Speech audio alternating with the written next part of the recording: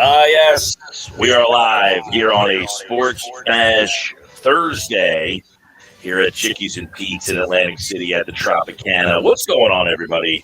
I'm your host, Mike Gill. Josh Henning is back inside the Matt Black Kia Studios producing today's show, and you out there on a Thursday as we get ready for week 2 of the NFL. It starts tonight. You can hear the game live on 97.3 ESPN as the Giants and the Washington football team meet up in what a lot of people are kind of calling an elimination game. I wouldn't go that far with the status of the NFC East being what it has been over the last couple of years. There I am. If you're watching the show live on the YouTube stream, you can see the show live, of course, on YouTube. You can download the free mobile app. It's free thanks to First Bank of Sea Isle on the Apple Store or Google Play.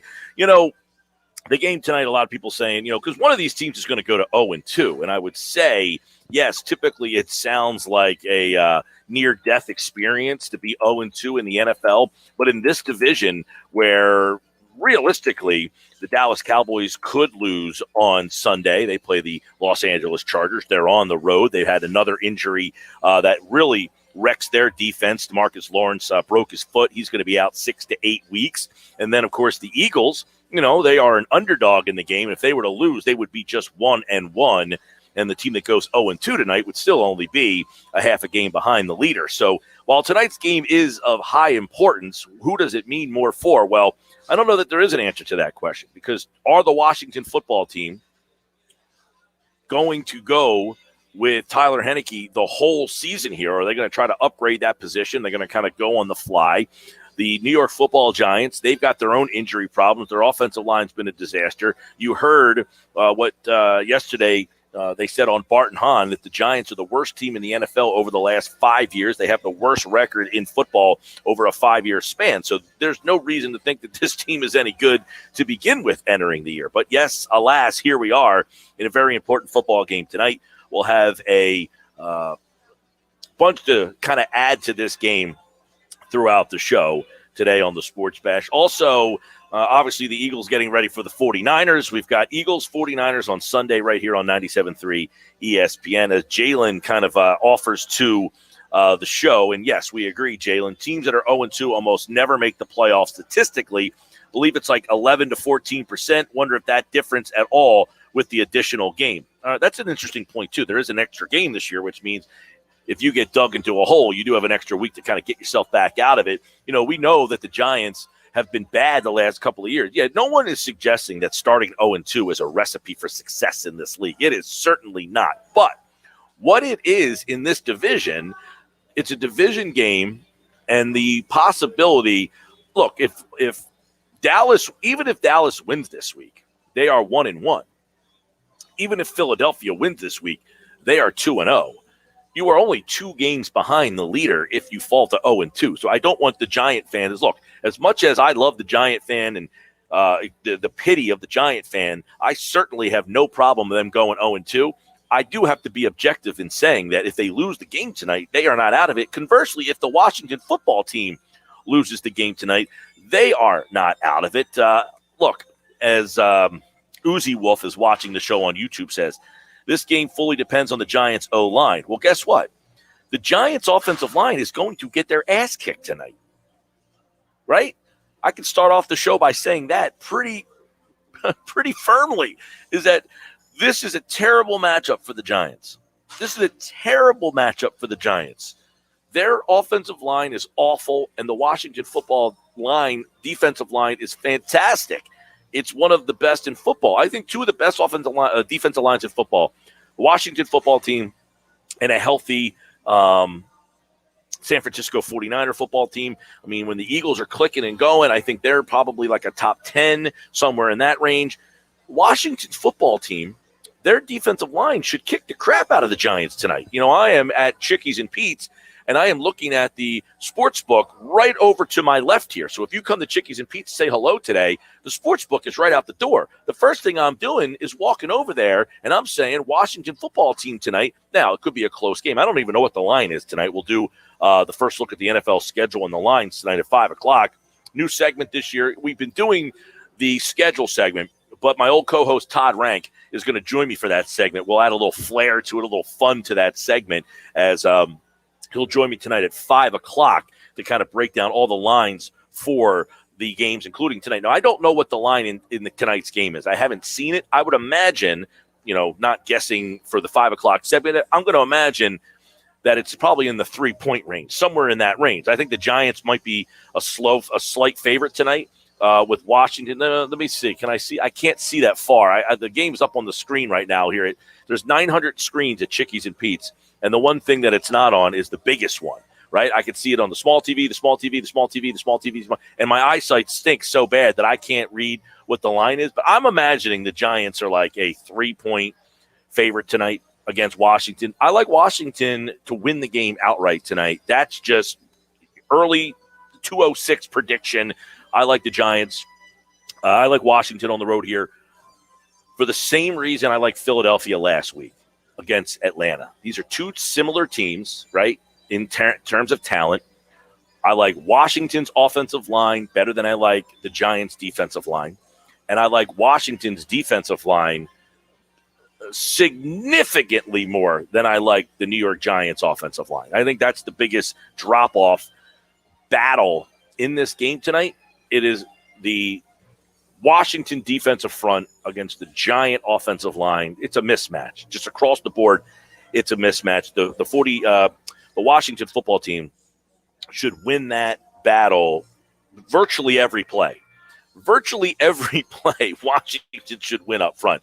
So we'll talk more about that game because I do think that game is very interesting. It's got a lot of storylines in it, and we will break them all down here on the Sports Bash today. We got a busy show for you today. If you have a fantasy football question, our guy Sky Guasco is going to be joining us at 3:40 today for the Fantasy Fix. Sky Guasco, 3:40, Fantasy Fix. If you have fantasy football questions, all right, start getting them in now. The last week, people were saying, you never asked my question. Well, I had about 50 questions come in, and I'm taking them in the order that I get them. So if yours comes now, I will take that, and we'll get them out to Sky.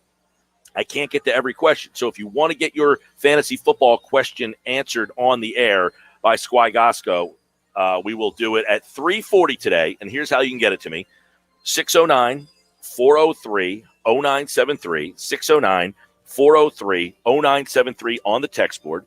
You can download the mobile app and message us through the app. And those questions on the mobile app, I promise I will ask those questions first. All right? If you have a fantasy football question and you definitively want to make sure that it makes air, right? You want Sky to answer that question, I would go through the message me button on the app. I will definitely ask those questions first. So download the free mobile app in the Apple Store or Google Play and hit message us, and you can ask your fantasy football question there. Those questions will get higher priority today, okay? It's a special for all our app listeners, all the people who listen to the app, all the people who have the app. If you ask the question through the app, I will guarantee you that I will ask the question for Sky today, okay? And then, of course, if you're watching the show live on YouTube or our Twitter feed, you can try to get questions in on there as well. But I promise the people, if you have a fantasy football question for 3:40 today and you send it to me through the message us in the app, I guarantee that question will be asked today on the show. All right, we appreciate our app listeners. We appreciate all our listeners. But if you have the app, you're extra special to me today. All right, I love the people who listen on the app and engage with us on the app. Those people are my Tuesday friends. All right, 609-403-0973, 609-403-0973. What else is on the schedule today? All right, 3 o'clock, Jeff Nadeau, how to bet the game tonight. What bet lines does he like the most? Jeff's the best. When it comes to betting, Jeff's the man. 3 o'clock today. Sky Guasco, Fantasy Fix, 3:40 today. 4 o'clock, Andrew DeCecco, football at 4. We've got a lot to dive into on the Eagles because this is the big day for the Eagles as they now on Thursday get ready for the San Francisco 49ers. I'm going to dive into that game. Yesterday, I went through the lines. Now, today, I'm going to kind of go through the skill position players and give you some thoughts on where I think that is because Jimmy Garoppolo, we talked about this yesterday. I think Garoppolo is an underrated guy, right? I think Garoppolo – now, somebody just texted me, by the way, and I think this is interesting. He says, Mike, I think I heard Washington football team is a favorite. Well, that changes the dynamics a little bit. What do you think the spread? I can't open I'm on remote today, so my internet is a little slower than normal. So I apologize if I'm not getting to the stuff as I fast. They're favored by 3.5. If Washington's favored by 3.5, that changes the dynamic. We'll talk to Jeff about it today a little bit later on at 3:00 today. Andrew DeCecco at 4. I don't even have my full schedule mapped out in front of me today. What did I do with my stuff today? What else? Oh, Ryan Paganetti. All right, Ryan Paganetti is joining me at 4:40 today. Now, for those of you who don't know Ryan and aren't familiar with his name, Ryan Paganetti was an assistant coach. He was a consultant. He was kind of an analyst for the Philadelphia Eagles team that won the Super Bowl. All right, so he was on part of Doug Peterson's Super Bowl staff, and he has kind of been doing, his version of the Baldy breakdowns, but in analytics form. He has kind of been breaking down, like he watched the Thursday night game and he saw the hand signals from Brady, and he was kind of tweeting out what all that kind of stuff means. So I'm going to talk to Ryan Paganetti with some of the stuff that he saw that we think, right, is sustainable for the Philadelphia Eagles. Of all the things that he saw go well in week number 1, what are the things as a coaching staff that they say those things are sustainable? So I want to ask you that as well. 609-403-0973, 609-403-0973. All the people out there listening, all right? If you're listening out there today, I should ask you, of all the things you saw happen on Sunday in the Eagles' win against the Falcons, what, in your opinion, is sustainable? What are the sustainable things that could continue to happen with the Eagles that happened on Sunday? There's a lot of things that happened in that game positive. They can't all keep happening, because if they do, they're going to win the Super Bowl if they play like that. Now, not every team they play is the Falcons, so I get that. But what is sustainable for Philadelphia, right? What is sustainable from the positives that happened in that game that they can carry over into this game on Sunday? Well, I got a couple in my mind right off the bat here, okay? I want to hear from you, 609-403-0973. Number one, what's sustainable? Well, you know what I'm going to say. As long as the offensive line is healthy, that is sustainable. Them winning at the point of attack on the offensive line, that is sustainable.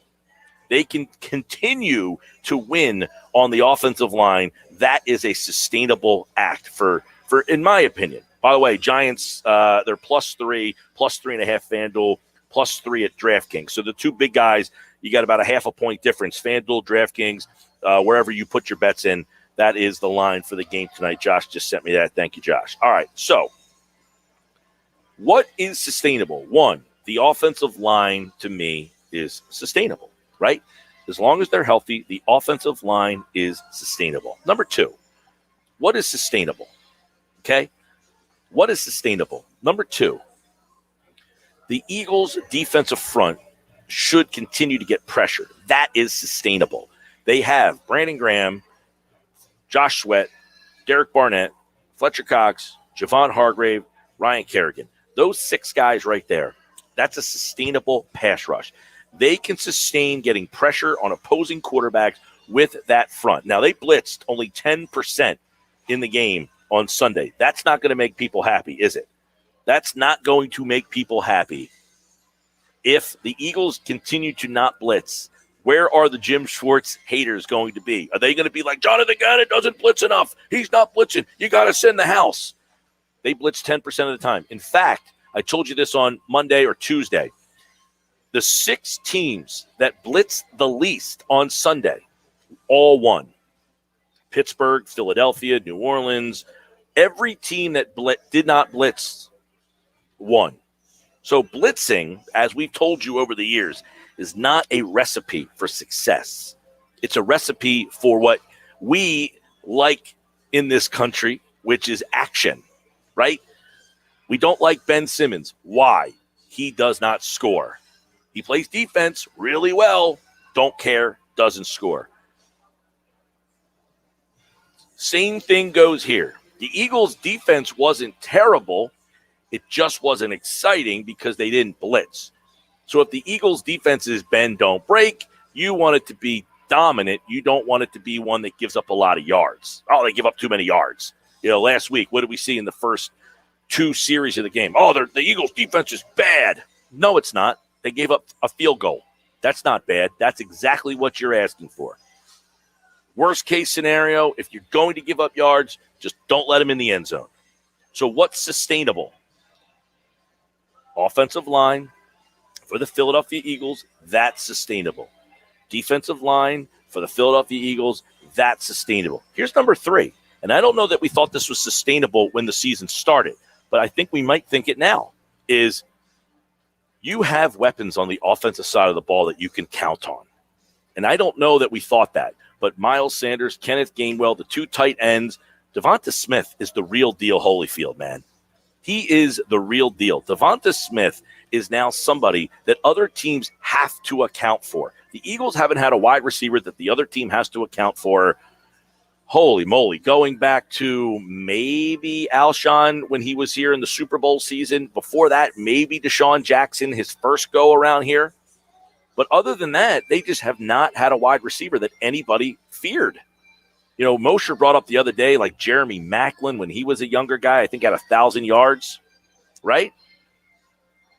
Text board 609-403-0973. Mike, I would say the utilization of the wide receivers in different formations and the ability to spread the ball around. So we agree on that. You're saying that is sustainable. The wide receivers, it's funny. All of a sudden, in people's minds, the wide receivers went from a weakness on this team for the last couple of years to now all of a sudden we think it could be sustainable. And what is that from? Is it from Nick Sirianni putting a focus on that position? Nick Sirianni has a wide receiver background, right? He focuses on the wide receivers, and you're seeing that already. Do you feel better about Jalen Reagor? Do you feel better about Quez Watkins? Of course you do. Right? We didn't hear any, why didn't they take Justin Jefferson? Well, Reagor had a better game than Jefferson did. I know. I have Jefferson on my fantasy team. Thanks a lot, Justin Jefferson. I would have rather had Reagor. That doesn't mean Reagor's better than Jefferson. It just means Reagor's in a better situation now. Jefferson was in a better situation last year. Does it make one better than the other? Yeah, Jefferson's numbers might be better. He's in a different offense than Reagor is. I've always said, if Jefferson was in Philly, you'd be saying, why did we take Reagor? Because Reagor would have had a big year last year playing in Minnesota, most likely. Over on the text board, Mike, I believe Jimmy Garoppolo is overrated. You should have Josh send you his quarterback stats without wins and losses this evening. Guess which one is Jimmy Garoppolo? I think Garoppolo's just a middle-of-the-road guy. I don't think that's overrated. Who's rating him high? I don't think anybody's overrating Jimmy Garoppolo. I think most people think he is just a guy. I don't think he stinks. I certainly don't. He's not like a top 15 guy. I think Garoppolo's probably in the bottom 15. Hey, look, if I was in the bottom 15 and I went to the Super Bowl and you told me I was overrated, I would say, listen, you are just expecting more. I mean, yeah, what are you expecting from Jimmy Garoppolo? He's the trigger man of an offense that is predicated on getting the ball in the playmakers' hands. They don't ask the quarterback to win the game. They ask their playmakers to win the game. I don't believe Garoppolo's overrated. I think he's just nothing. I don't think he's rated. I don't think he's overrated. I don't think he's underrated. I think he's just there. There's a lot of guys that it's like we have to have an absolute on everything. This guy's good. This guy's bad. No, he can just be kind of in the middle, right? Mike, stop with Ben Simmons stuff. My God, please. Well, there's a button on the thing that you can push right there. You can do that if you don't like the Ben Simmons stuff. It's true. You don't like Ben Simmons because he doesn't score. That doesn't mean he can't play. I'm sorry that we struck a nerve with you, buddy. You know it and I know it. People don't like him for one reason. If you took that reason out and had everything else, there's a reason why this guy is third-team All-NBA. There's a reason for that he makes 3 All-Star games. It's because fans only value scoring. People who enjoy basketball or work in the league value more than just scoring. So I don't know what to tell you, dude. Sports Bash Live, 97.3 ESPN. So we'll dive into that. That's what I want to know from you guys out there. 609-403-0973. 609-403-0973. That's the text board, right? The free mobile app, you can message us through the app. Here's the question. Of all the things that happened in week 1 for the Eagles in their win, what is sustainable? What do you think is sustainable from that game that they can carry over to this one? Sports Bash is brought to you by Indeed. It helps you hire great people fast. Indeed delivers 4 times more hires than all other job sites combined, according to Talent Nest. Visit Indeed.com/credit, Indeed.com/credit. If you have a fantasy football question, 3:40 today. If you send it on the mobile app, those questions will be asked first. All right. So I already got questions coming in on the mobile app. So make sure you get them in on the app, because if I get too many on the app, I'm going to have to apologize and say sorry. But if you do them now, I will take those questions first. If you have the mobile app, hit the message us button, send your fantasy football questions into me that way. So I'm already compiling some of those questions for Sky Guasco from the Candlesticks Kids Fantasy Football Podcast, and he is coming up today at 3:40 on the Sports Bash. FedEx Tony, I got your question. I will start to compile the questions. All right. Live today, Chickies and Pete's in Atlantic City, Tropicana. Don't forget, Thursday Night Football, you can watch the game live here. Phillies, yes, I'll get into them. They somehow won the game last night and gained ground in the playoffs. Can you believe it? That's all coming up today on the Sports Bash Live, 97.3 ESPN, and the free mobile app. It's free thanks to First Bank of Sea Isle.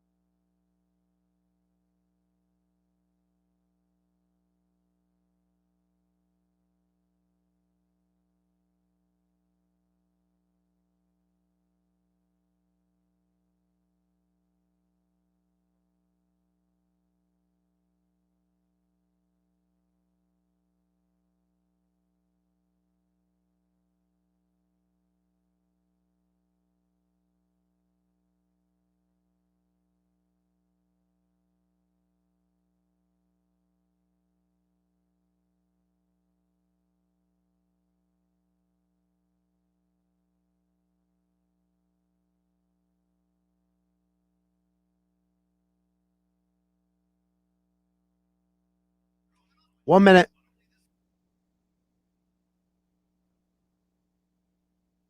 That's no good.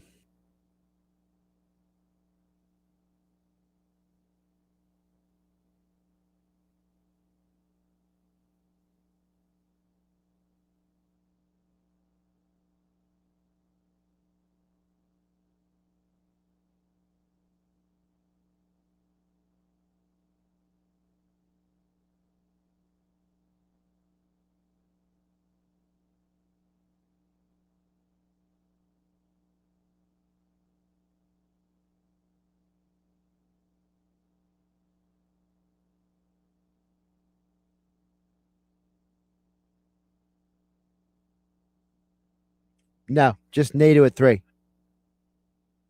Oh, Fitz is coming on?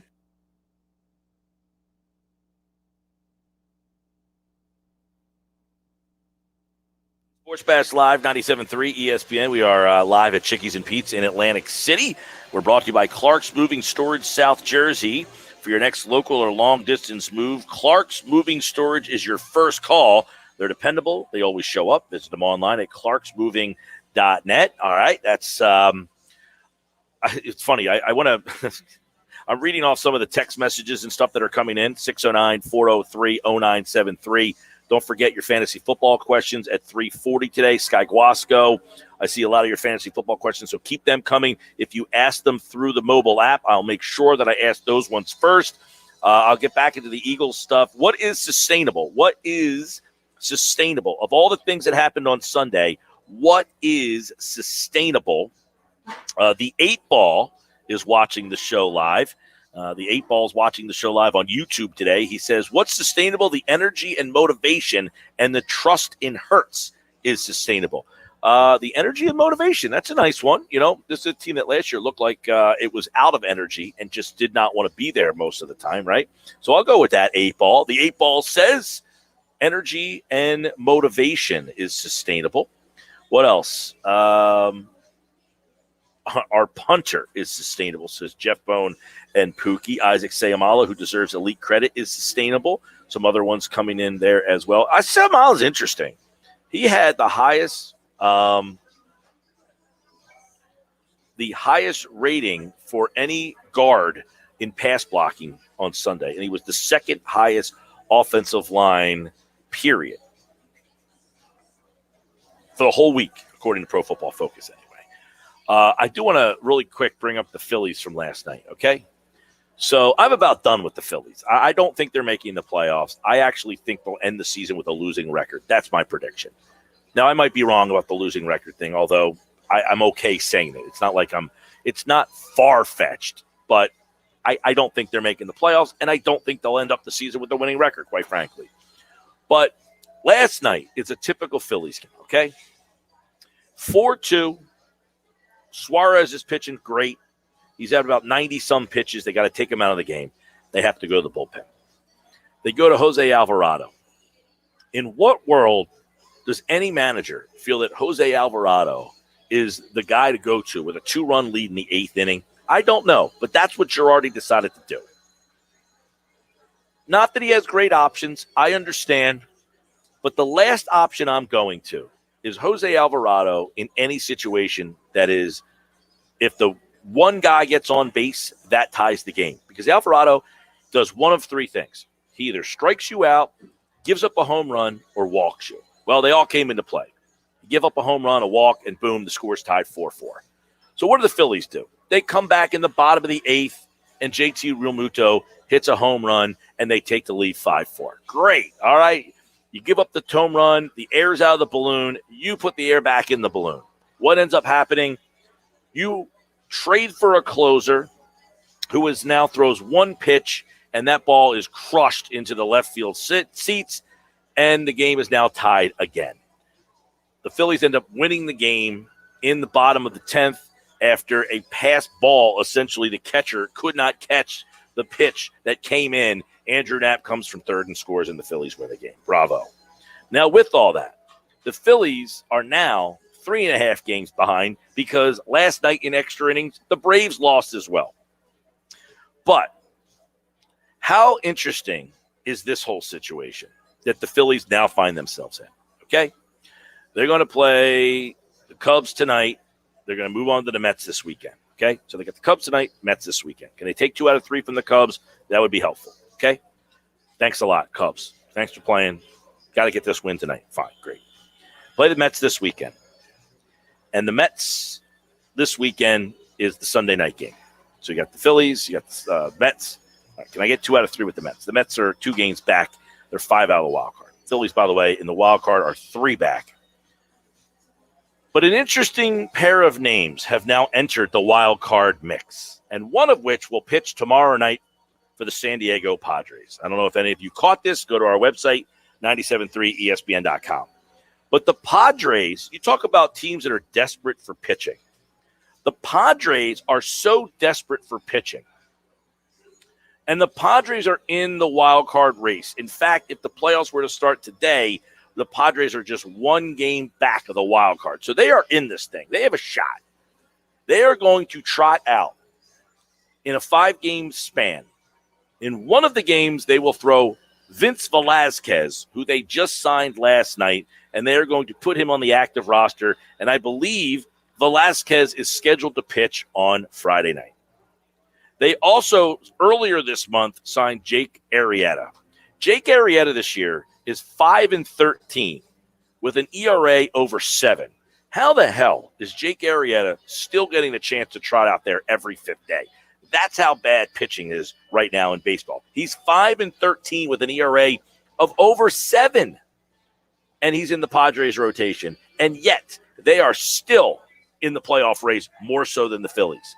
So the Phillies can bitch and bemoan all they want about the lack of pitching and all of the things that are going on out there. The Padres are rolling out Vince Velazquez and Jake Arrieta in the middle of a playoff race. How interesting would it be, my friends, if Vince Velazquez somehow turns it on and helps win a couple of games? And those couple of games are the difference between the Phillies being the wild card team and the Padres being the wild card team. Wouldn't that be just poetic justice?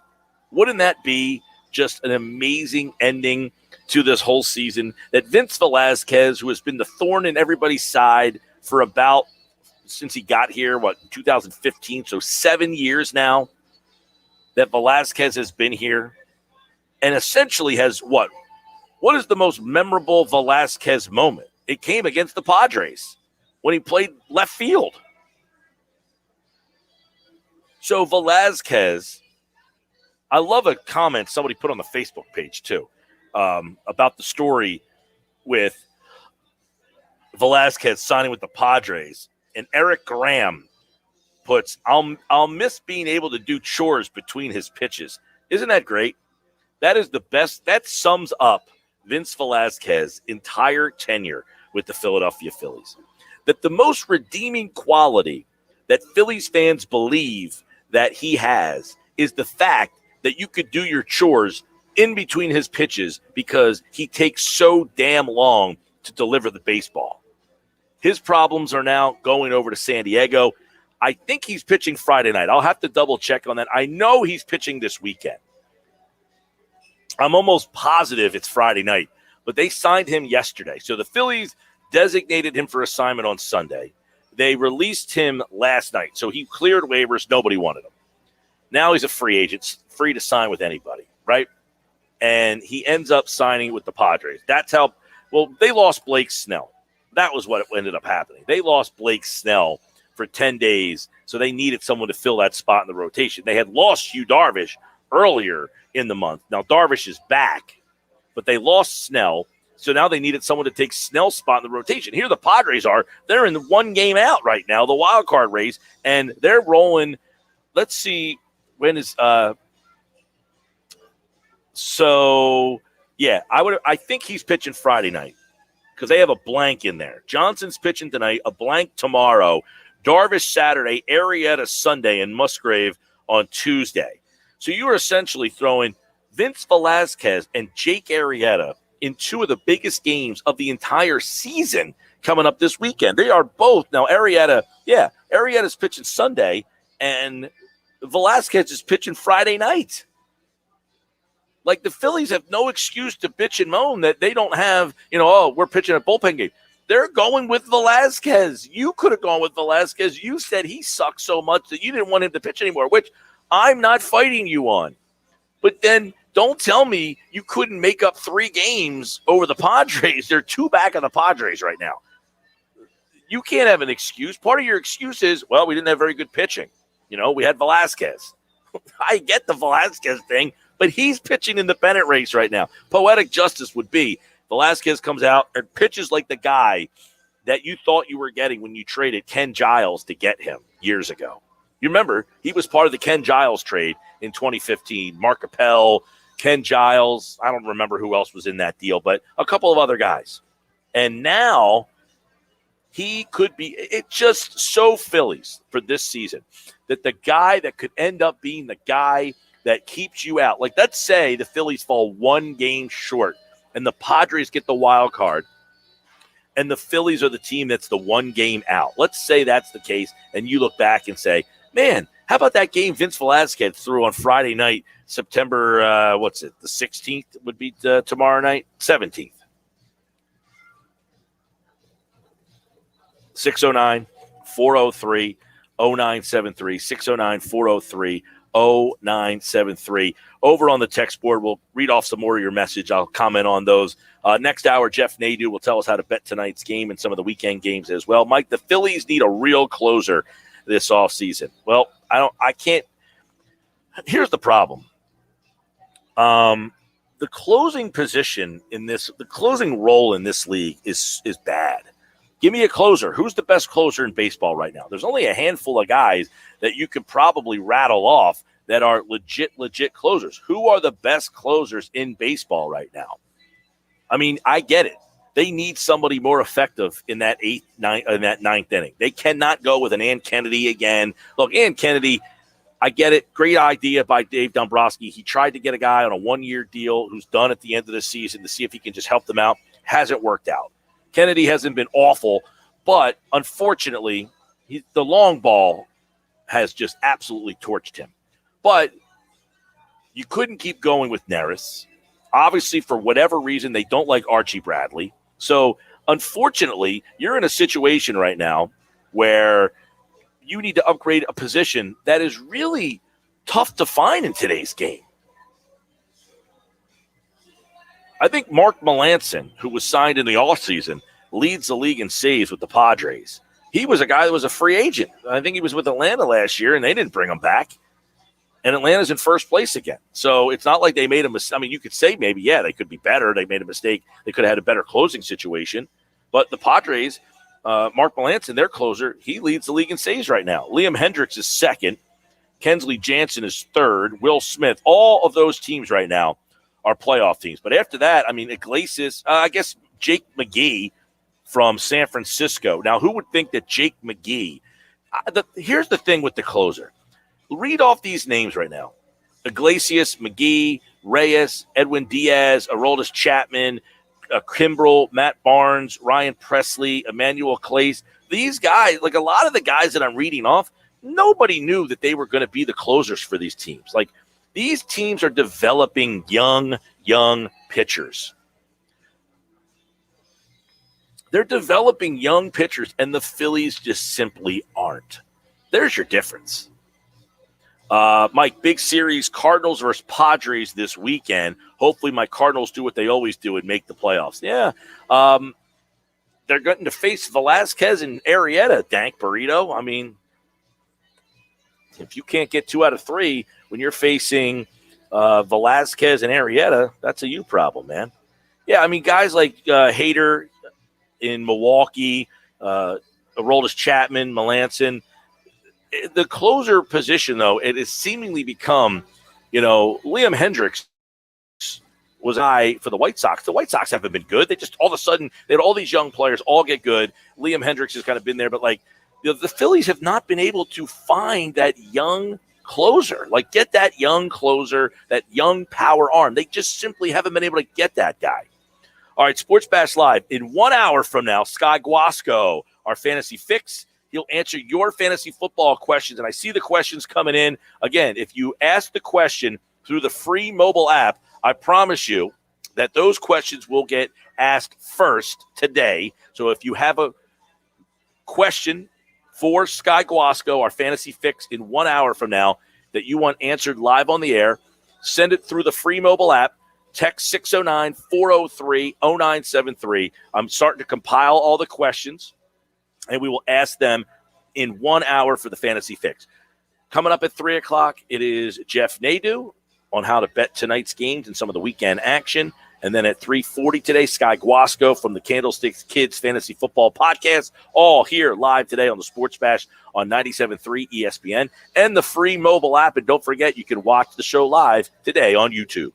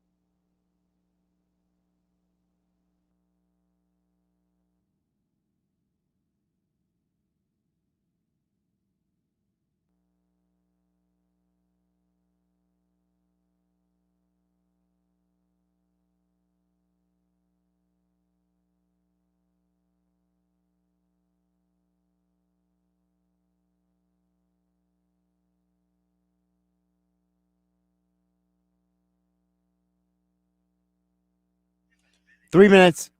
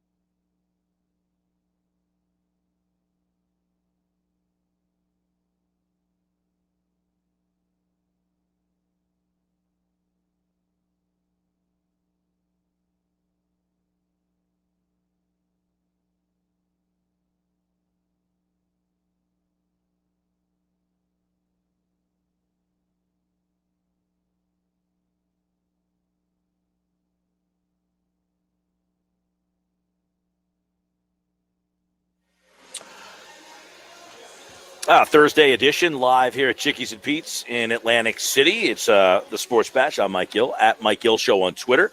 Follow me there. Don't forget, download the free mobile app. It's free thanks to First Bank of Sea Isle in the Apple Store or Google Play. You can message us through the app.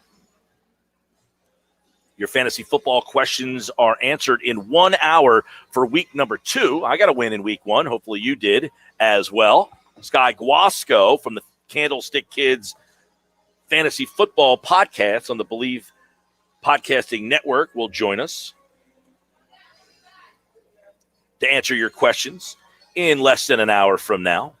In about 13 minutes, Jeff Nadeau, our betting expert, will tell you how to bet tonight's games. 609-403-0973 is the text board, 609-403-0973.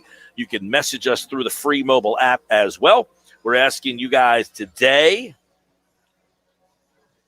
what is something that happened in the Eagles game on Sunday that is sustainable? What is sustainable? 609-403-0973. A lot of people checking in over on the video stream as well on what they think is sustainable. Matthew Keller. Sorry, I'm on remote today, so everything's just like a little slow when I try to click, the video stream stuff. So Matthew Keller, there we go. It popped up on the screen for me. Miles Sanders continues to play on a high level on Hurts stat pads every game. That's sustainable. You think that I think Miles Sanders is sustainable because of the offensive line. I think they kind of go hand in hand. By the way, the Reds just scored. They were 0-0 with the Pirates in the 7th. That's a game that the Phillies kind of have to keep an eye on. And the Reds just got on the board. It looks like a solo home run. Actually, is it a sac fly? Yeah, it's a sac fly. So the Reds just got a sac fly in the 7th. But going back to Matthew Keller, what's sustainable? Miles Sanders play, he should be 60, 70, 80, 90 yards. He could be able to get 100 yards. He should be able to get that half the game this year because of the offensive line. I think Sanders' play is a handshake, if you will. Josh will get that joke. That's a handshake, if you will, with the offensive line. Sanders' play is consistent. It's sustainable if the offensive line stays healthy. We saw what happened to Miles Sanders last year with a terrible offensive line.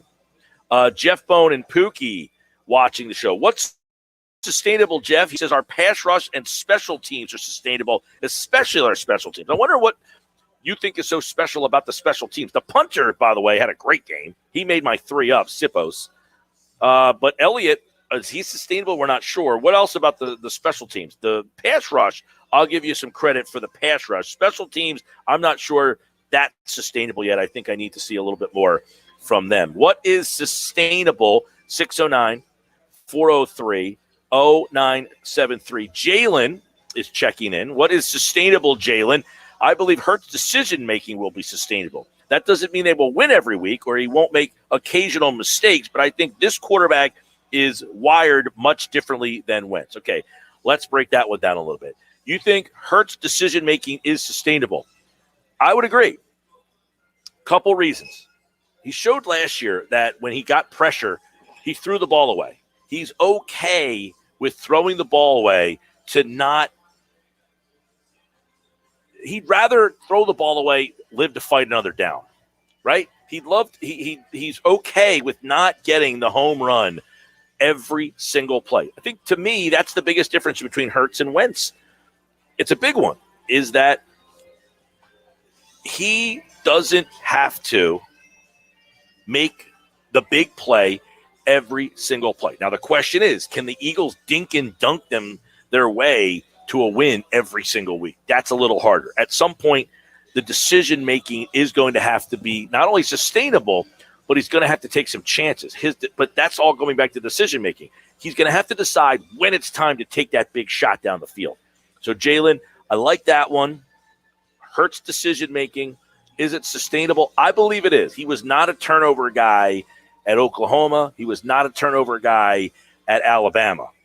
And so far in the NFL, he hasn't been a big turnover guy, especially right now. Dank Burrito checks in. He says, what is sustainable? Devonta being open on every play is sustainable. Yes and no. Okay, a couple things. One, him getting open is sustainable. He's a stud. I love the Devonta Smith pick. I had people say he's too small. He's not too small. He is so crisp with the way he runs routes. And he's so good. Now, look, he might take a big hit and he might get hurt from that hit. That happens. Who knows? It's football. There's a possibility that everybody gets hurt. But what he does so good is he eludes the big hit. He is so good at eluding the big hit. I think what Dank Burrito says is him being open on every single play. I get what you're saying. Now, that's obviously you're not going to be open 100% of the time. But he finds the weakness in the defense. He finds the weak spots in that defense. He's so good at finding that, man. He's very impressive to watch for such a young player. What's sustainable? 609-403-0973. 609-403-0973. Couple others. Let's see. What is sustainable? Oh, by the way, a couple baseball notes. Atlanta and Colorado rained out today, it looks like. So the Phillies could gain a half a game if they get a win tonight without the Braves playing. That game is postponed. So the Phillies tonight playing the Cubs. And Atlanta's got Colorado. That game, got to keep an eye on that. Got to keep an eye on this Padre game, which I told you is this Reds game, which is 1-0. And the other game got to kind of keep an eye on as well is San Diego. And there's one other. Who else is in that wild card spot? Oh, the Reds is the team. I got to recheck this out here. So somebody sent a text in with a baseball thing, and I'm too ADD that it trying to change my whole course of action. I see what's sustainable. I got those still coming in. Keep them coming. 609-403-0973. 609-403-0973. But the Braves game being postponed today, the Phillies would gain a half a game if they can get that win because the Braves do not play today. So obviously it helps out a little bit. Let's see. The NL wild card, the Phillies are 3 back there. And, quite frankly, the wild card is like fool's gold. That wild card is ridiculous, the fact that they have the wild card.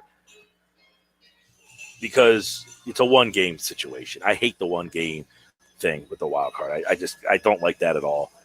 Right now, it's, okay, the Cardinals. The Cardinals have the lead in the wild card. So the 3 teams it's Cardinals, Padres, Reds. They're the 3 teams ahead of you right now. Padres are 1 out. The Reds are 1.5. And Philadelphia is 3 games back. So you got to take over 3 teams in that spot. That's why it's kind of tough at this point right now. 609-403-0973. Mike, Devonta's a really tough dude, can block his tail off. He's extremely fundamentally sound. He got rave reviews for his blocking the other day in the game.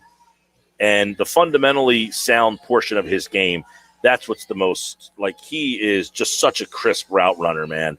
Everybody who watches this guy play, none of them say, he's sloppy out of his breaks or anything like that. No.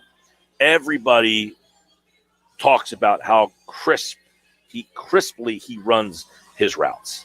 All right, next hour, how to bet tonight's game between the Giants and Washington football team. Jeff Nadeau will tell us coming up next, plus 30. His favorite games to bet this weekend. That's all coming up on the other side. Plus, if you have a fantasy football question, send it in right now, 609-403-0973. We're starting to put the list together for Sky Guasco from the Candlestick Kids podcast, 10 Fantasy seconds. Football podcast. If you ask your question through the mobile app, through the Message Us 5. button, I promise you those questions will get asked first. So send them in right now.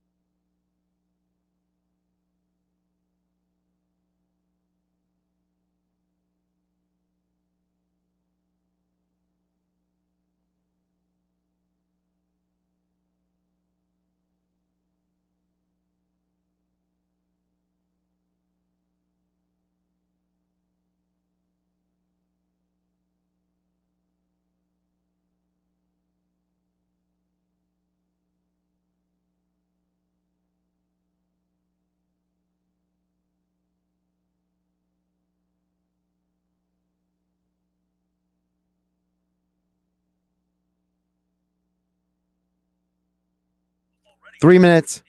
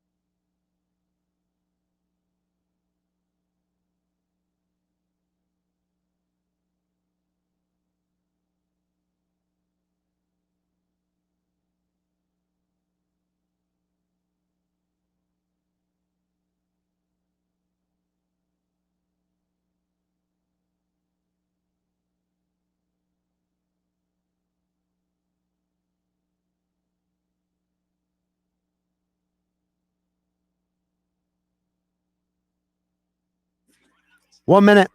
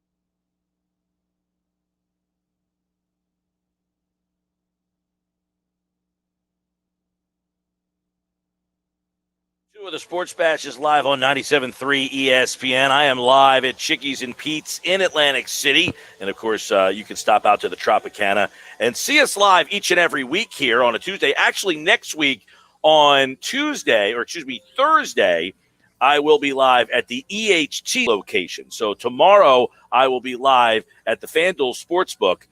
Next Thursday, I will be live at Chickies and Pete's in Egg Harbor Township. Today, I am in Atlantic City. So a couple opportunities to come and see the show live. A lot of people hanging out, having a couple of beers at the bar today or whatever they're having, some food. The food's outstanding here, of course, at Chickies and Pete's, which is where I am every Thursday for the NFL season. We've got Week 2 action tonight, and there's no better guy to break it down and tell you how to make a couple bucks on the game than Jeff Nadeau, at Jeff Nadeau on Twitter. And he is with me right now to take a look at the Thursday night football game and how to bet some of the other games this weekend that is on his mind. Jeffrey, what's going on? Do you go by Jeffrey at all, or is that like no? No, I do occasionally. My parents, people like that call me. But I will say, Mike, Tropicana, one of my favorite places on earth. I've been going there for many years. Probably shouldn't say this, but we're past the statute of limitations, so I don't care very much.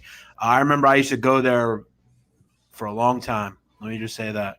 All right, so you were breaking the rules. I hear what you're saying. The sports book here, by the way, which is an eye shot for me. Beautiful. They did a great job. I told you last week, I can't really say that one's significantly better than the other. If you just throw a dart and say, I'm going to go to that one today, they're all great. They all have something going for them. Atlantic City did a great job with sports betting. But I want to get into the game tonight because I'm kind of intrigued. You got Washington football team favored by 3. This is a division game, and so many people talking about, all right, the loser of this game is going to be 0-2. It's up to 3.5 some places, open at 3, so it's kind of not moving all that much. To me, though, Washington's defense, they kick the crap out of the Giants' offensive line, don't they? Yeah, I think the Giants' offensive line might be one of the worst in the NFL. Might be the worst in the NFL, actually. I mean, it's really dreadful. But, you look at the Giants, Mike, they've won 5 straight games against the Washington, unnamed team. Look at 4 of them. They haven't even scored more than 20 points in those games, Washington. So, yeah, it's not ideal for them. But, look, they should really do whatever they want against this Giant front.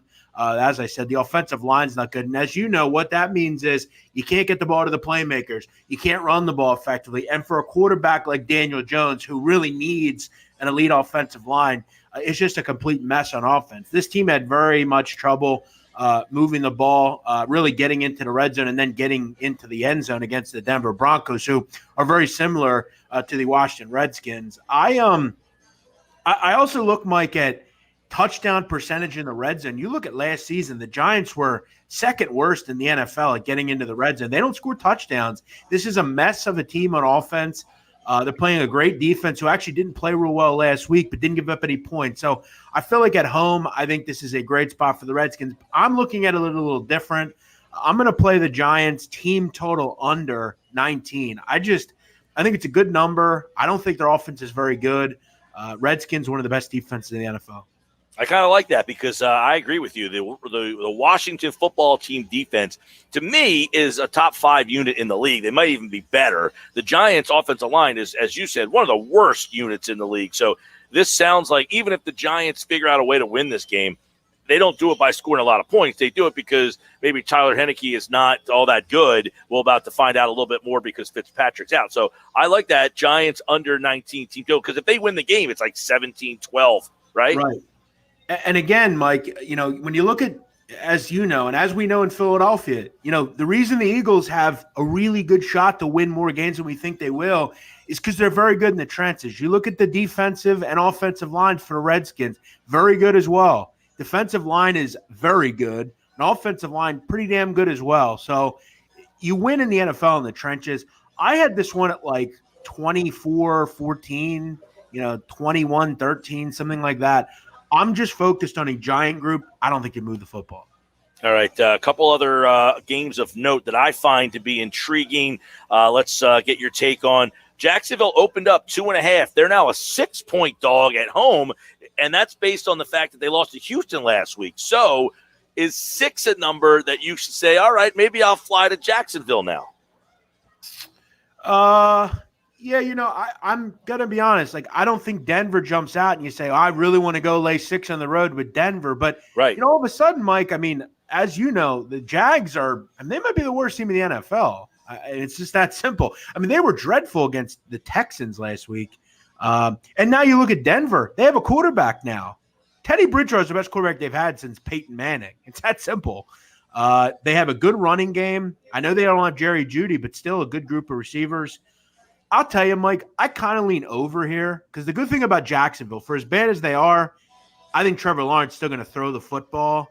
I feel like they can get into the 20s here, and this one finds its way over. 45 seemed a bit low. But, yeah, I lean Broncos. I lean over. All right, Jeff Nadeau looking at some of the NFL action. Jump in on them now. Indianapolis opened +1.5 up to 4. Now, a home 4-point dog for a team that people thought could be a Super Bowl contender against the Rams. Listen, the Colts were a few plays away, and I'm talking about, third and fourth down conversions. I think they were 0-4 on fourth down. The Colts, game could have went a lot different. Seattle makes a lot of plays seemingly out of I don't know how they make them occasionally. They're just very lucky. They're a luck box type of team. The Rams are overvalued. I don't think they played that well, frankly. I just think the Bears are terrible. Rams are going to be a big public play this week. Carson actually played pretty well, I thought. Their receivers did nothing. Their tight ends did nothing, and they still found a way to do okay offensively. I think they're in a better spot this week. As a home dog, I'll lean on the Colts and Frank Reich. Second week, a little bit more normal. I like that play. All right. Earlier in the week when, Jeff, you were on, Tampa Bay was a 8.5-point favorite. That's up to 13 now. So public money hitting the Bucks? Yeah, I mean, look, it's early in the season. You're going to see moves like that. I think it's obviously people recognizing that the Atlanta Falcons are pretty bad, frankly. Is it a question, Mike, where you think, like, okay, maybe the Falcons can move the ball? I mean, they have a good offense generally, but last week, that was hard to watch, Matt Ryan. They have a good receiver, a good tight end, but can he move the ball? Is he capable of that? Their line's terrible. Yeah. I don't think you're going to make a lot of money betting double-digit favorites in the NFL, but if I had to play one this week, it would probably be Tampa. This kind of screams, 34-13. Okay, one last NFL game from me, and then if there's one that jumps out for you, you have the floor. Dallas, plus 1.5 it opened. They're up to plus 3.5. They lost Lawrence now. They've lost their left tackle. I mean, the line's got some problems. So all of a sudden, the Dallas money is starting to shift the other way. Yeah, and they're not going to have Michael Gallup, I don't think, either. So, yeah, I mean, there's a lot of issues. Their offensive line, as you mentioned, not going to have Lyle Collins. Zach Martin, he didn't play game one. He's coming back, and I don't know if he's completely ready. Look, Mike, I don't know if anybody noticed. Okay, I don't know how you don't notice because this team is they're like a college defense. Their secondary is hideous. Their linebacker group has no idea what they're doing. And Micah Parsons is all over the place. I think the Chargers are really good. I like their defense. I think they're good. They're really solid at quarterback. They have some good receivers. I know they don't have a great home field advantage, but this is a young Cowboy defense on the road for the first time. I like the move. I agree with the move. All right. So do you have any other NFL play or thought you want to let the listeners in on? Yeah, I got quick one total, one side. I really like the Steelers this week, laying 5.5 against the Raiders. Mike, you look at the emotional win the Raiders had Monday. Now you got to get past that short week, go on the road to really blue-collar, tough Pittsburgh. Mike, the Raiders have major personnel problems. Henry Ruggs not going to play, I don't think, in this game. Josh Jacobs had all sorts of turf toe problems last week. Darren Waller's not going to get us open against this defense. And you look at the offensive line. You talk about an offensive line that's in complete mess right now. The Raiders, 3 new linemen to begin with. Not going to have good this week. Probably not going to have Incognito. This is a mess of a line. I like the Steelers this week. I also took over Vikings and Cardinals. I think the Cardinals are going to be a great over team all year. Vikings corners, I don't trust. At the end of the day, the Vikings still found a way to get mid-20s last week. I feel like this one's first to 28, first to 30 wins, over 50.5 I played. All right, so he likes that tonight. Team total under 19, Giants, Pittsburgh, 5.5, over Minnesota, Arizona. Let's jump over to a couple of college plays. And obviously, we got the stuff tomorrow night. One's UCF Louisville. That one opened at 7.5. It's now 6.5, kind of dropping down for the Cardinals. Yeah, this game continues to tell me this is going to be close. It's going to be a shootout. Louisville's going to move the ball. Look, the problem, Mike, UCF has is great offensive team, but they can't get any stops. And now that this has moved to 6.5, the whole world's going to be on Central Florida. Mike, what I did, stayed away from the side, stayed away from the total. I know UCF's going to score. I think they get at least a 38. I played their team total over 37.5. I don't want to worry if this is 41-38. Just give me the win on the points. I had a similar situation with UCF. I took Boise against them in week 1. Boise didn't win, but they hit their team total, and I won. So I just think that UCF's going to score. They'll move the ball against Louisville. I just highlighted them. So UCF team total, you like that there on the over. All right, here's another interesting one. Like some of these games always kind of like, because when I see, like, when I see the line move so much, that to me tells me like, all right, something's happening there. Now, one of those games that I find interesting is Texas A&M 25.5. That thing's up to 30 all of a sudden against New Mexico. Now, is New Mexico that bad that I can lay 30, or when you get to a 30 number, do I say, all right, that's when I jump in? Well, look, Texas A&M is obviously, top 10. They're very good. But, look, you kind of liken this to the Kent State game in week 1. Look, Kent State is better than New Mexico. Okay, Kent State lost by 31. Kent State has a good quarterback, Dustin Crum. New Mexico, look, they have a quarterback used to play at Kentucky, Terry Harris. I wouldn't be betting New Mexico here. I thought they were really disappointing last week against a really horrific New Mexico State team. Mike, again, you see this in college basketball. You see it in the NFL. You see it in college football. You are going to see in weeks 1, 2, and 3 big moves on games. It's non-conference. People are betting this stuff quick. There's low limits. A big bet will move it. So, yeah, the moves aren't big to me, but I liken this to game 1. New Mexico is not as good as Kent State, and Kent State couldn't move the ball, so I don't think they're going to either. All right. I think Tuesday we talked about the Army, Connecticut. 33 it opened. It's up to 34. Not a lot of movement on that one, but Connecticut may be one of the worst teams in the country. I think they'll get some movement tomorrow. Late money will bet Army up. I think this will close 35. So jump on it now, you're saying. Oh, yeah. Yeah. I got 33.5. I'm very happy with that number. Look, I think a lot of people also think that their military schools, they're not going to score 33. Listen, last time UConn played a option team, 59-10, they lost to Navy. Army is going to score probably every time they have the ball. UConn is the worst team in America. 130 teams. They're like the little Giants. This team is dreadful. Very bad. This is 45-0 to me, probably. One more from me, then you can kind of have the floor on your favorites. Michigan State plus 16 open, 6.5 now. That's a 10-point drop almost. Yeah, obviously Michigan State's a lot better. That's Miami, by the way. Yeah, Michigan State's a lot better than people think they are, and Miami's not as good as people think they are. It's that simple. This is kind of one of those just hanging there. This is a lot like Auburn, Penn State. Is Michigan State – this is a barometer game for me with them. It's not a bettable opportunity. I like their team, though. I think their quarterback plays good. I like their defense. I like the culture building there. Not a game I really want to get involved with, just because I do think Miami's really just ready to pound the team and play well. Didn't have much interest in it personally. All right. Any other college games on the card that you're interested in? Yeah, my favorite play of the week is SMU, Louisiana Tech over. I got 65.5. It's up to 66.5. Mike, these two teams, all they do is throw the football. Okay, they're going to go up and down, two very quick-paced offenses.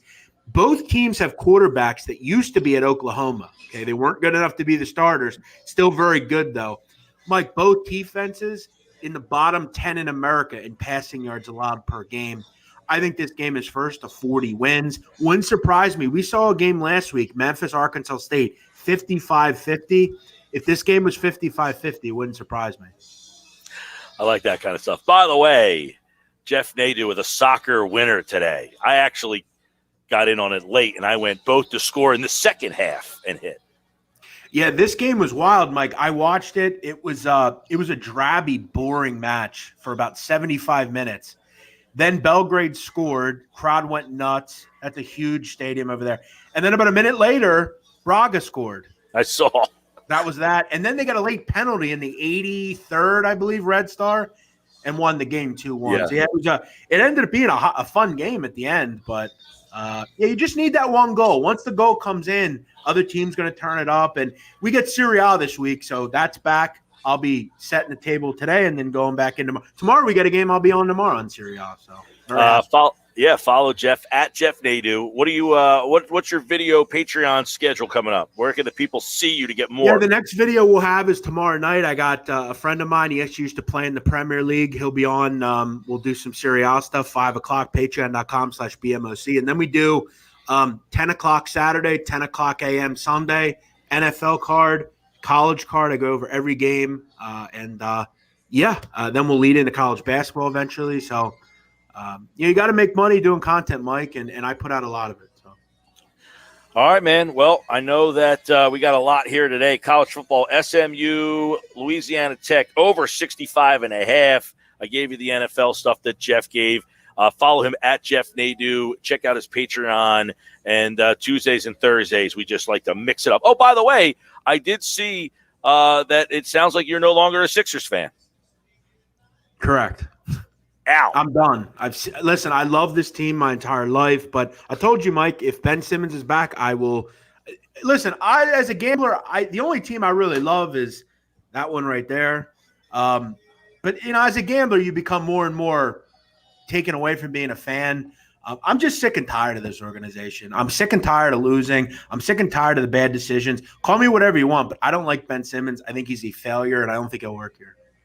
You're entitled to everything you want. Thank you. All right, brother. I'll talk to you Mike. Tuesday. See you next All week. right, Jeff Nadeau. Yeah, man. He's back on Tuesday and here on Thursday on the Sports Bash Live 97.3 ESPN with the picks of the week right there. He likes SMU over Louisiana Tech 65.5. I got in on the if you follow Jeff on Twitter at Jeff Nadeau, he gave you that soccer game today, and I tell you, I played it. Now I got in on it late, but he said he liked the both teams to score. When I went to put the bet in, the game had already started, and there was only 2 minutes left in the half. So I said, well, if he likes both teams to score, they got to score in the second half. So I hit both teams to score in the second half, and that turned out to be a winner for the good guy. Boom! Thanks to Jeff Nadeau. If you follow Jeff on Twitter, he gives out those good plays, and, of course, we do it here. So I know a lot of people always say, man, that Jeff, he's great. He gives out great plays. You don't win every single game, but we always appreciate Jeff jumping on the show here on the Sports Bash Live on 97.3 ESPN. We turn the show back over to you guys, and I'll take your text messages, 609-403-0973. We asked you, what is sustainable? What from the Eagles' Week 1 win is sustainable to week number 2? We'll talk about that. I got some text messages that have come in on that topic that I want to get into as well. Fantasy football. Sky Guasco from the Candlestick Kids is going to join me in 20 minutes from now, and he will answer your fantasy football questions. So if you have a fantasy football question for Sky Guasco from the Candlestick Kids Fantasy Football Podcast, couple ways to get it to me. One, through the free mobile app, message us through there, and I guarantee we will ask your questions, okay? Now, I got already a couple through the app, but if you message me through the app, I guarantee we will ask your question this week. Or you can text me at 609-403-0973, and we will ask whatever questions we can get to today for Sky Guasco, fantasy football expert. His podcast is the Candlesticks Kids Pod on the Believe Podcast Network. All right, there you go. So that's coming up in exactly 20 minutes from now. I am Mike Gill. This is the Sports Bash Live on 97.3 ESPN. By the way, Jeff Nadeau's appearance is brought to you by PropSwap, America's sports betting marketplace. Sell your sports bet, take your profit, find out how at PropSwap.com or download the PropSwap app today. And don't forget, I am live at Chickies and Pete's in Atlantic City. So if you're going to watch the Thursday night game tonight, stop by here and watch the Giants and the football team live. And we have that game on the radio as well. All right. I got that all out of the way. When we come back, your text, your messages, all next here on the Sports Bash on 97.3 ESPN.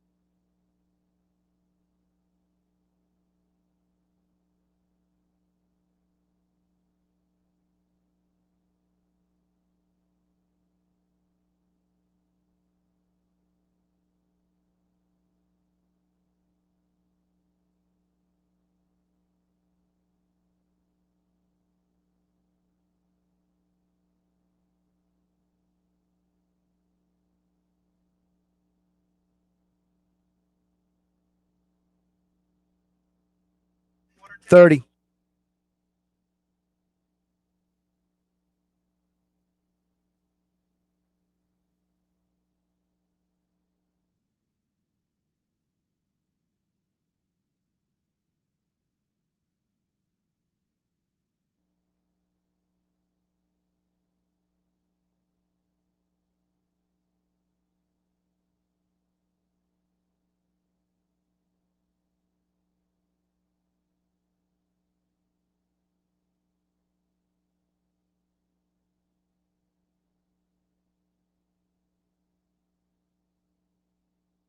Coming back to you here on the Sports Bash Live at Chickies and Pete's Atlantic City, Tropicana. That's where we are every Thursday. You can join us live. You can watch the game here tonight.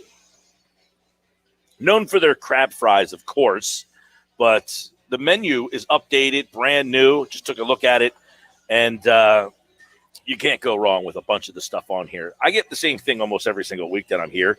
The field green salad, that's the go-to for me with the grilled chicken. I like it whether I'm, watching myself or not.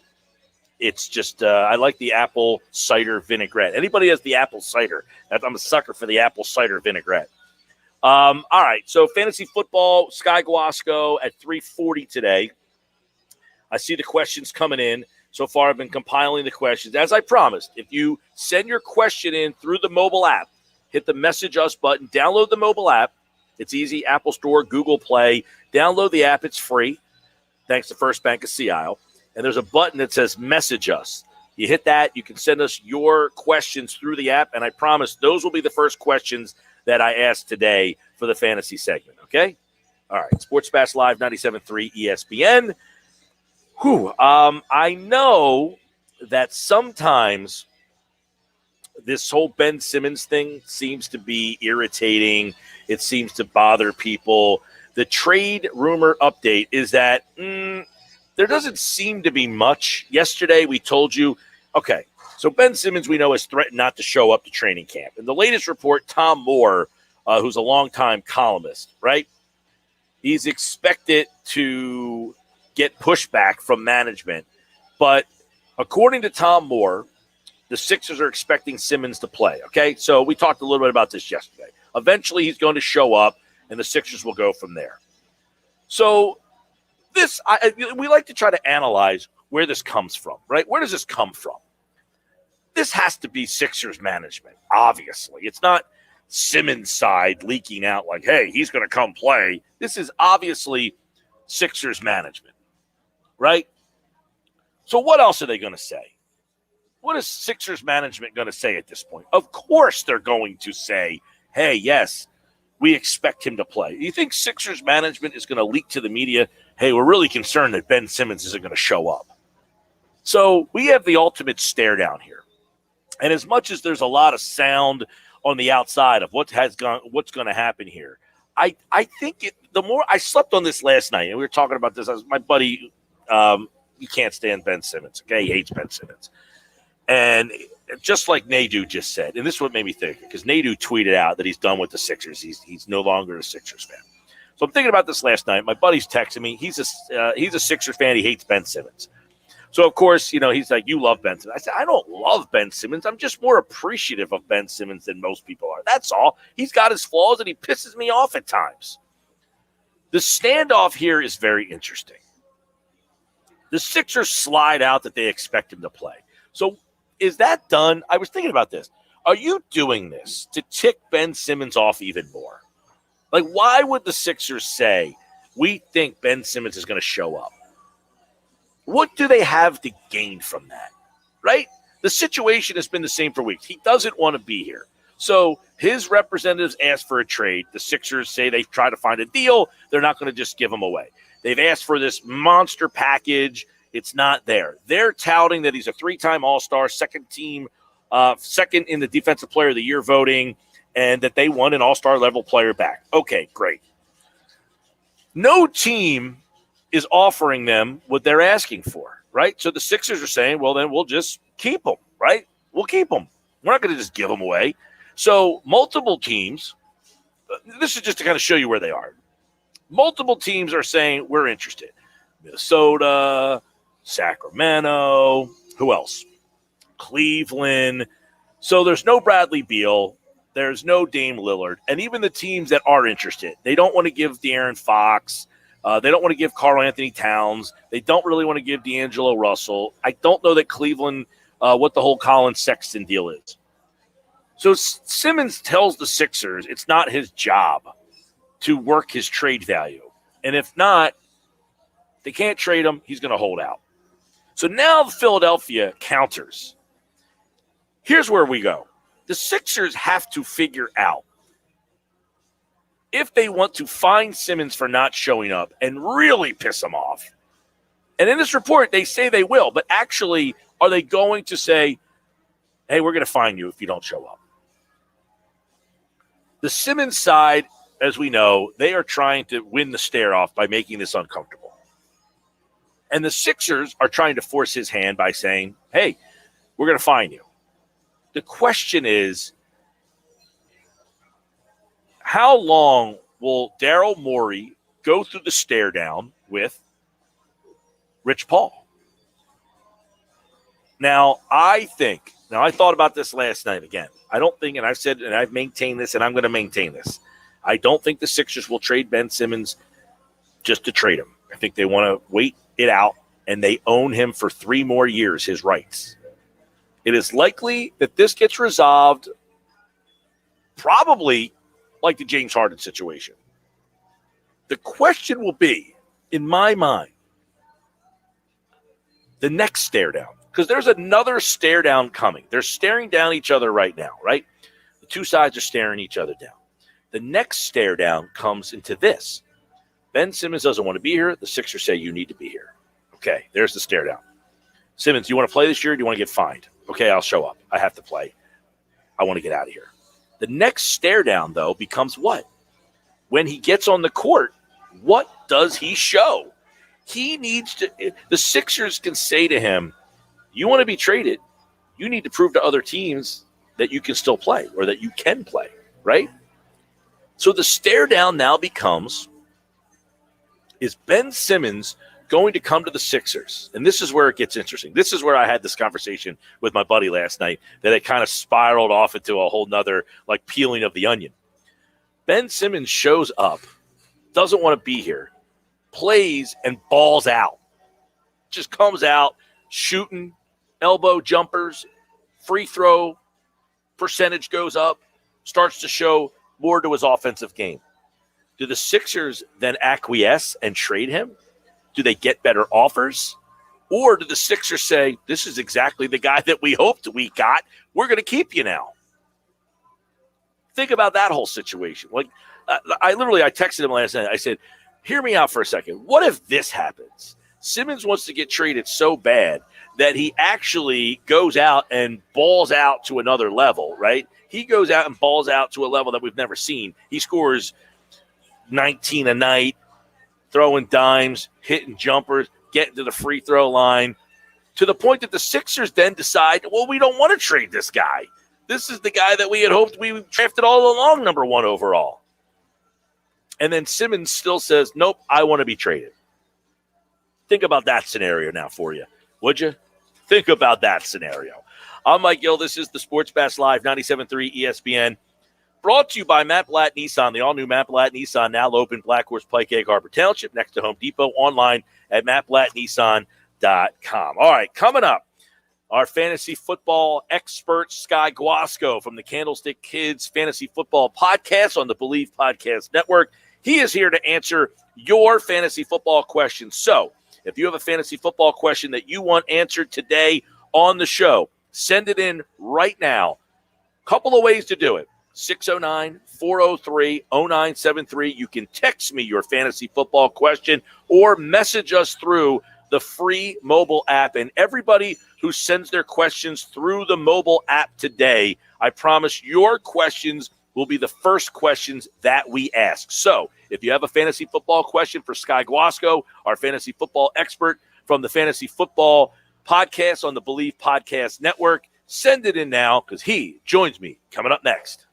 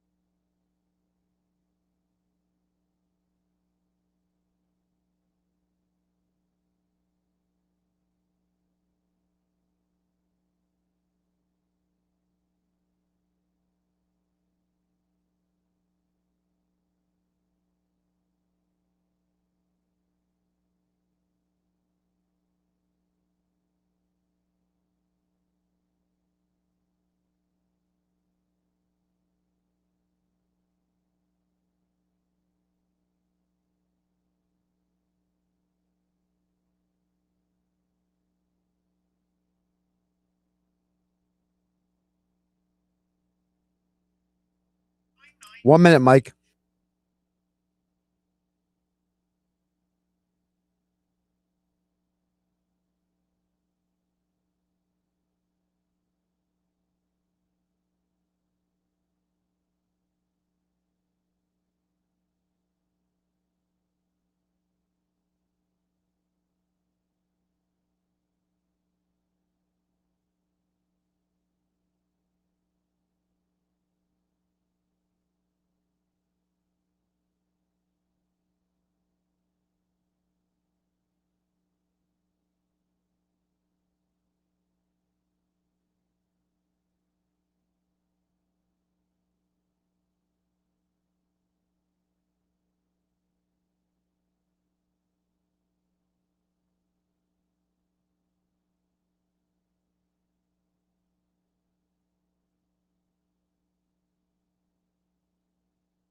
All right, time now for the Fantasy Fix. It is brought to you today on the Sports Bash by the Piccalilli Inn, your best pick for South Jersey's best wings, Route 206 in Chemung, New Jersey. I'm Mike Gill. This is the Sports Bash live on 97.3 ESPN. Sky Guasco from the Candlestick Kids Fantasy Football Podcast on the Believe Podcast Network is back for another week. If you have questions for Sky, get them in now, 609-403-0973, 609-403-0973. That's the way to get involved. We'll get listener questions in just a second, but I want to welcome Sky back in for week number 2 of the fantasy football season. Sky, what's going on, man? Happy to be back. Exciting to have football back. We got a week under our belt. A lot of interesting things. Unfortunately, a couple injuries, but a lot to digest and get ready for week 2. Well, let's start there now. Give us some of the major injuries that have affected this week and some of the guys that will now jump into some new roles for week 2. Well, of course, you got to start with Raheem Mostert. Unfortunately, a lot of people had him as a breakout candidate for the 49ers. Should have had a big day against the Lions. He had just 2 carries, but 10 yards per carry. He was off to a big day, got hurt, was going to be 6 weeks, ended up being full season. Trey Sermon, the rookie third-round pick, was a healthy scratch. I expect him to get work this week. Elijah Mitchell, big day, over 100 yards and a touchdown. They should be just fine there.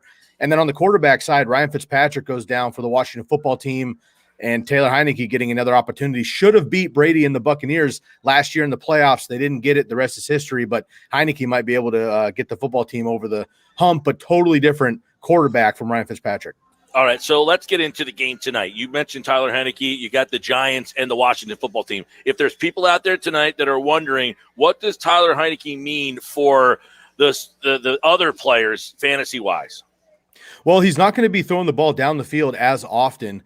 Last year in the playoffs, right, he didn't target Terry McLaurin as often as Ryan Fitzpatrick would, and Logan Thomas either. Logan Thomas just 3 targets, in week 1. I expect that to spike because Fitzpatrick doesn't usually target his tight ends as much. So Logan Thomas is a great streaming tight end there for fantasy. And then on the other side, J.D. McKissick and Antonio Gibson will be used more in the passing game as well as they were last year with Alex Smith. Terry McLaurin is an auto start. For the Giants side, quickly, I'll jump over there. I'm still hesitant on Saquon. I came on last week, and I said that if you could avoid Saquon Barkley somehow in fantasy football, I would do that. Those of you that were able to were, I'm sure, happy that you did, and I do want to just kind of sit him until he's 100%. He will be great eventually, but not quite yet, and the Washington football team is a great front. And Kenny Golladay, the big acquisition from the Lions coming over, didn't quite get it done either. I'm worried about Daniel Jones against this front. The Lions' offensive line, 31st in adjusted line yards per Pro Football Outsiders in week 1. Washington football defense of line absolutely dominant. I'm worried about the Giants overall in this one. All right. Obviously, we got a bunch of other things I want to ask you about as we get into week number 2. Jameis Winston, 5 touchdowns, but he only threw the ball 20 times. So What's your advice? Yeah, 148 yards, probably the most strange stat I've ever seen at the quarterback position. Obviously, they held it down, but Alvin Kamara will get his work. I'm expecting him to have a bigger load this week. It just happened to work out. The Packers didn't show up clearly, and I think the Saints are able to take it to the Panthers for a divisional game this week. Christian McCaffrey, of course, is going to keep it close.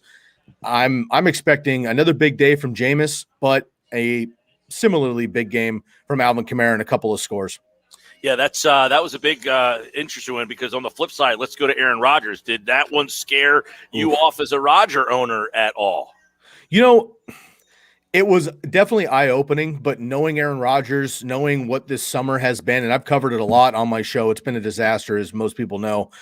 I just think that they overlooked New Orleans. It was a mutual field, right? They played in Jacksonville, actually, not in New Orleans because of the hurricane recently. So I think there's a huge bounce back for Rodgers, Adams, Aaron Jones, Robert Tonyan against the Lions, who just got beat up by the 49ers, who lost their top running back, used two quarterbacks. Brandon Ayuk barely played, and their top rookie was a healthy scratch. They pulled most of their defenders in the fourth quarter after Jason Verrett went down with an ACL tear of the 49ers.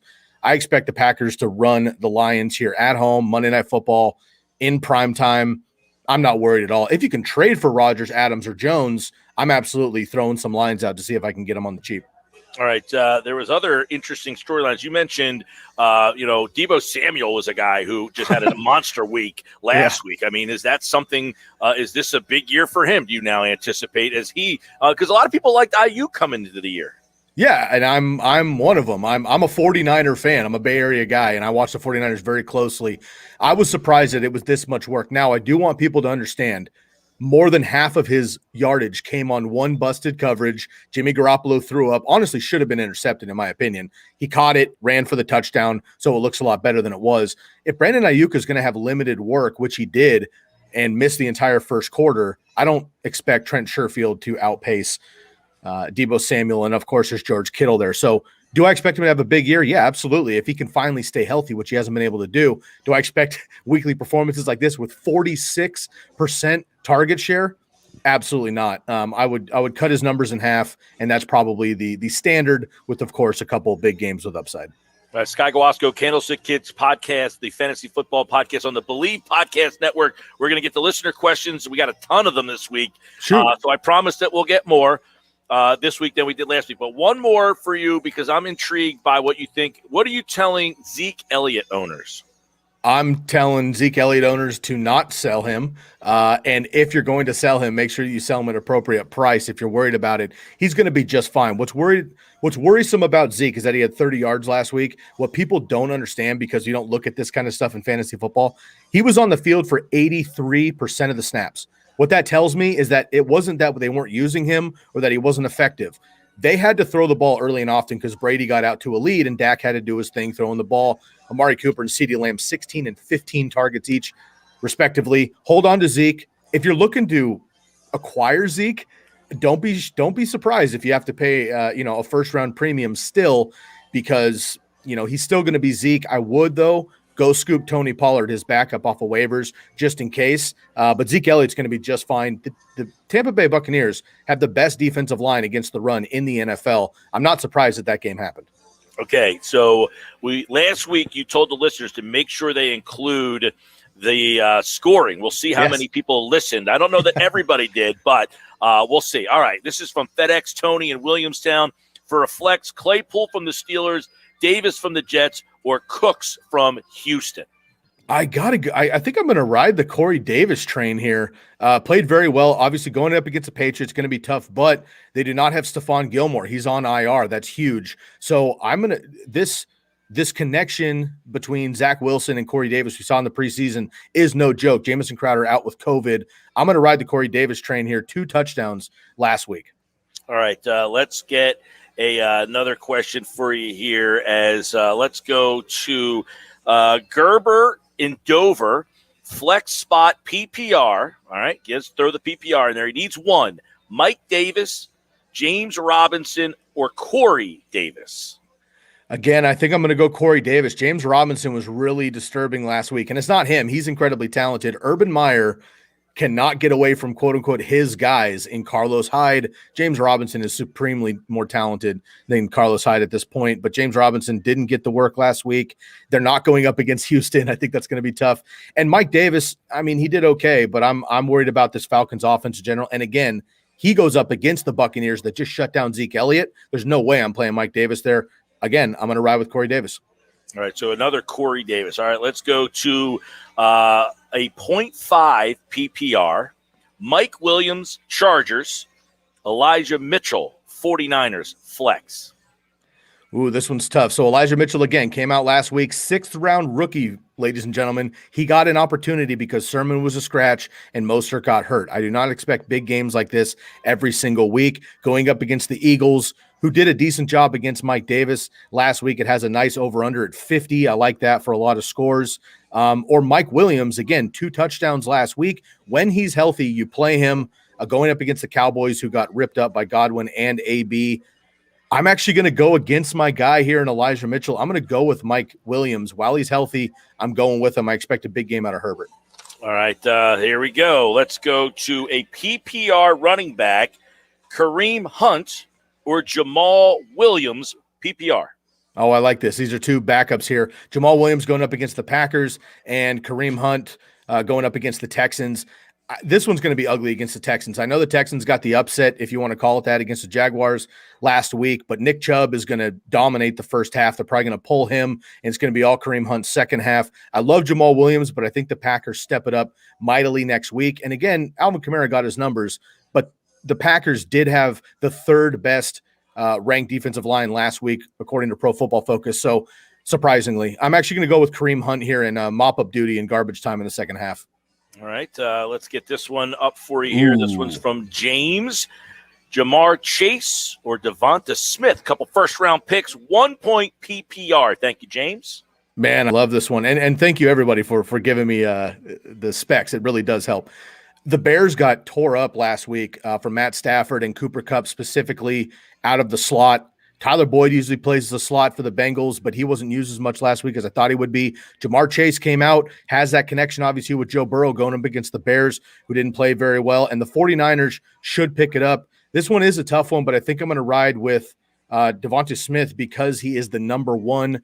Jamar Chase might become that number 1. T. Higgins sat out all the fourth quarter and overtime with an IV issue there with some cramping. So, Chase got some more opportunity, but early in the season, I'm going to ride with Smith here. He's the number 1, and Jalen Hurts looked great. All right, here we go. Let's see another interesting one here. A lot of people have some tough ones.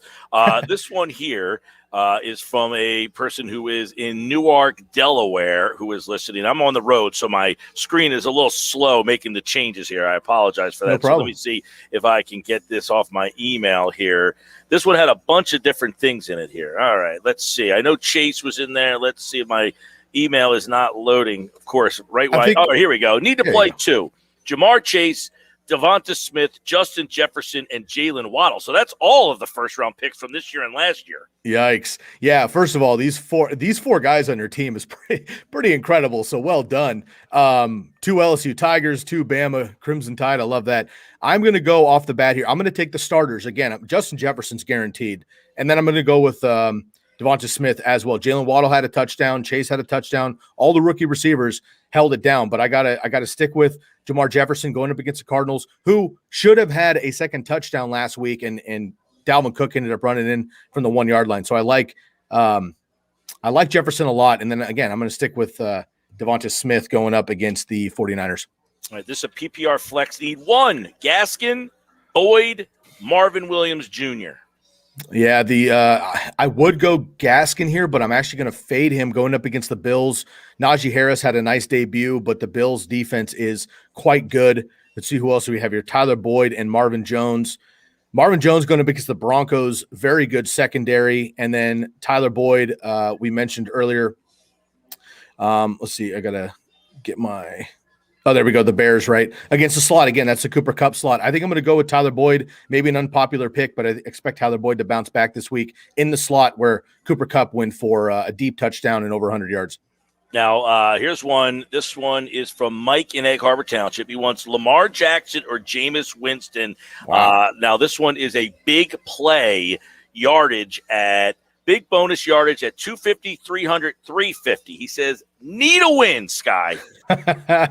All right. Well, so if you get the bonuses there, this might be wild when you think about fantasy football. If you get the bonuses in passing specifically, I think I'm going to actually go with Jameis Winston here.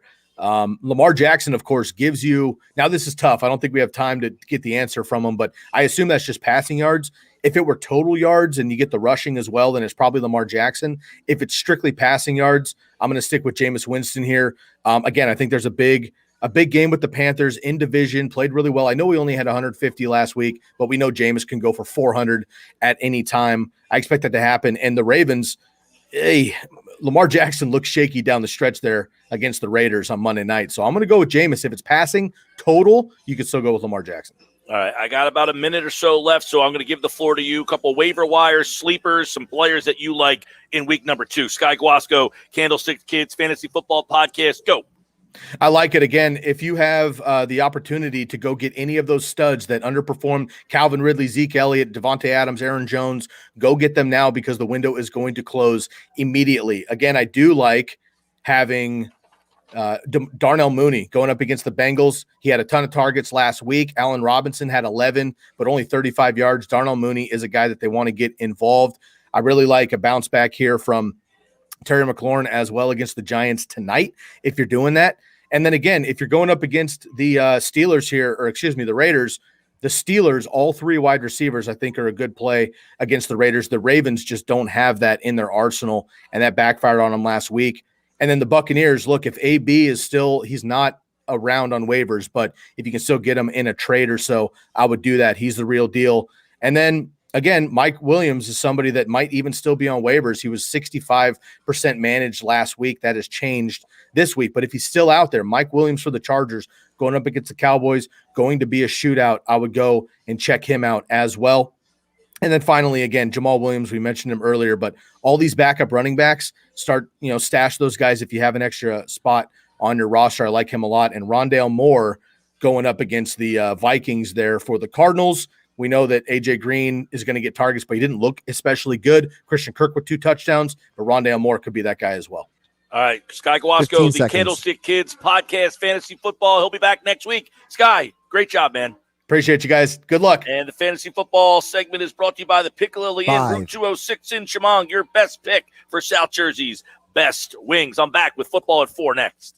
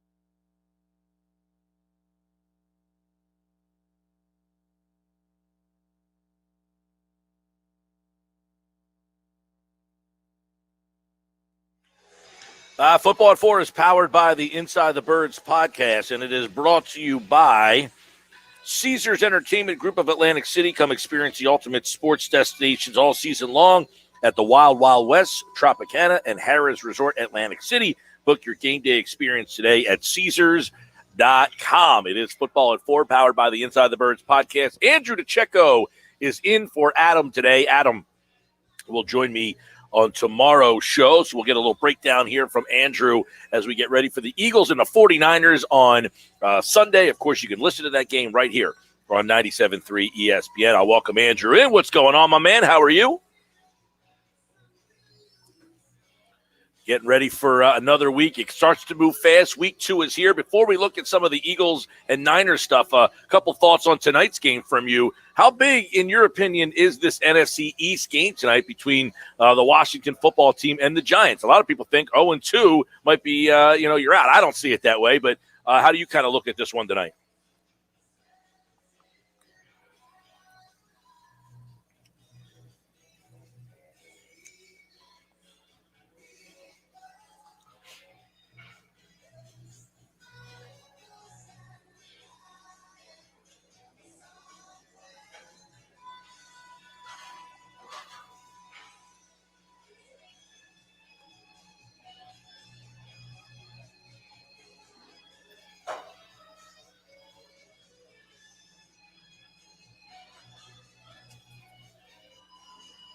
Yeah, and I know this game is interesting from this aspect for me. See if you agree.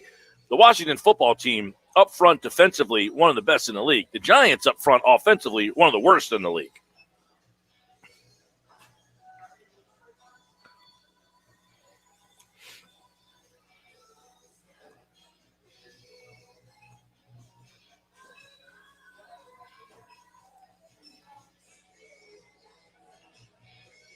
Andrew DeCecco, Football at 4. All right, that's the game tonight. You can hear it live on 97.3 ESPN. Thursday night football, Washington and New York, NFC East, only here on 97.3 ESPN. All right, over to the Eagles, who are getting ready for the 49ers. Their injury report just came out a couple of minutes ago, and really nothing on there that stands out. I guess Rodney McLeod, I'll start with him. He was limited today. Not sure if he's going to play, but I wanted to get your take on Kayvon Wallace and how he kind of stepped into that safety spot, if you were able to kind of get a read on the way they used him and how he looked as a second-year player that we didn't know a whole heck of a lot about.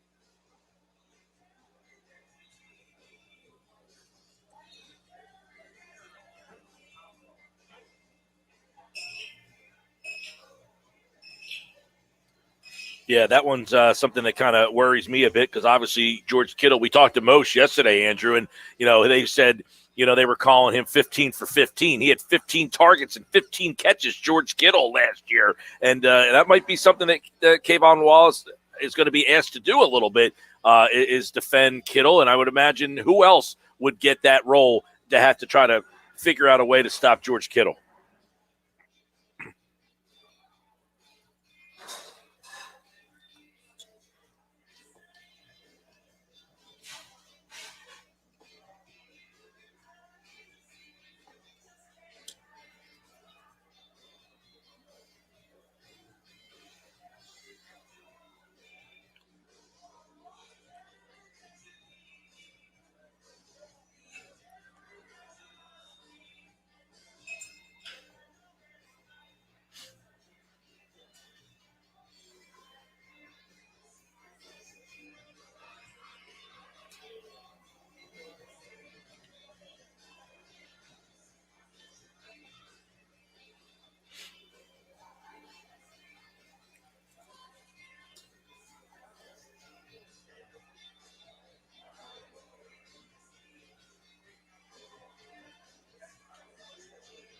All right. I know, and if I say to Andrew DeCecco, for the listeners out there, I'm going to say Elijah Mitchell, and you're going to be able to tell me a bunch about this guy. So he likely will be the guy on Sunday. What do we expect from the new 49er running back?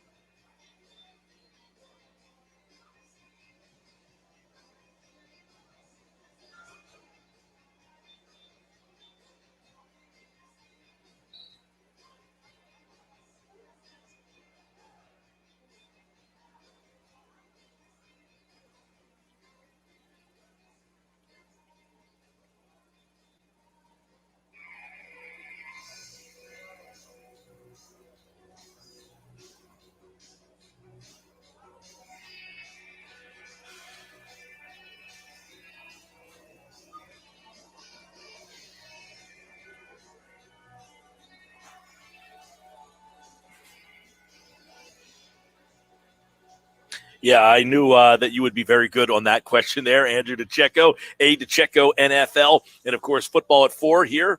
The Eagles getting ready for the 49ers. A lot of injuries on the 49ers side of the ball there, Andrew. I mean, I guess we just talked about one on the offensive side of the ball, but on that defensive side of the ball, a couple guys that are banged up and maybe not even playing the game. You wonder how much the injuries are going to affect them. Obviously, Verrett, he's already out. So let's talk about that, number one. Losing him in their secondary, you would think the Eagles could take advantage of that.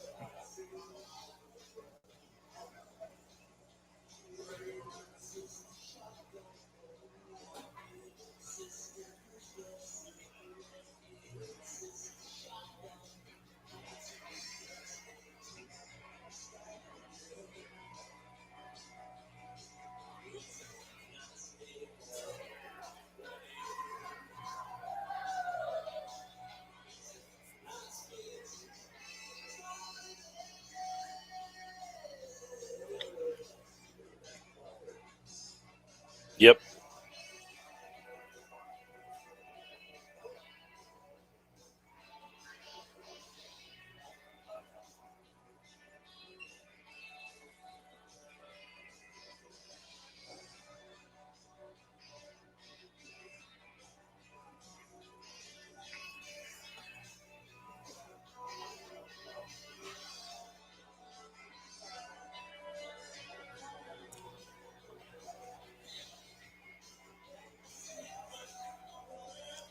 Yeah, Greenlaw is did not practice. Mosley also did not practice. Eric Armstead also limited. Kinlaw limited. Marcel Harris limited. And D. Ford limited. So there might be more to the injury list for the 49ers. And Ford last week was all over the place in the backfield. Bosa, of course, they had like 9 quarterback hits last week. Ford had 2. Bosa had a bunch. I mean, but some of their key guys are limited or did not practice this week. So this seemingly, Andrew, is becoming more and more of a story as this week goes on, is much like last year for the 49ers. The injuries are mounting, and the Eagles are healthy.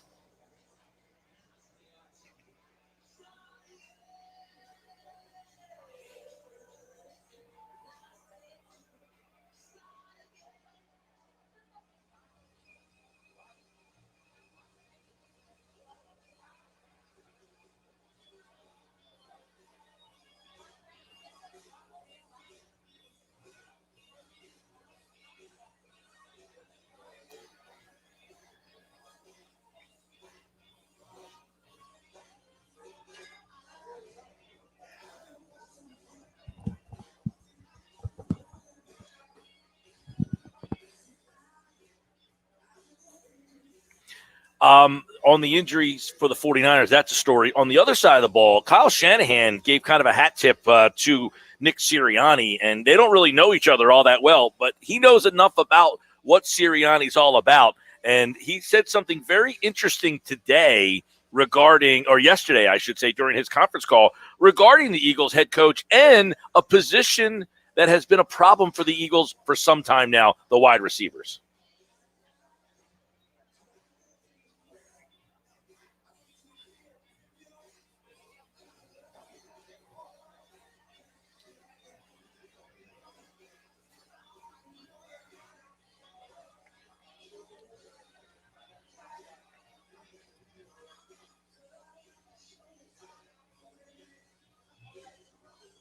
Yeah, I know that one of the things we look at, Devonta Smith, just such a great route runner. But, in this game this week, Watkins, the way they used him last week. Now, he got used a lot early, then they kind of got away from him. Rieger, he didn't get used early. They went to him late. Do you anticipate that Watkins and Rieger have a bigger role in the offense, or is it kind of a week-to-week thing?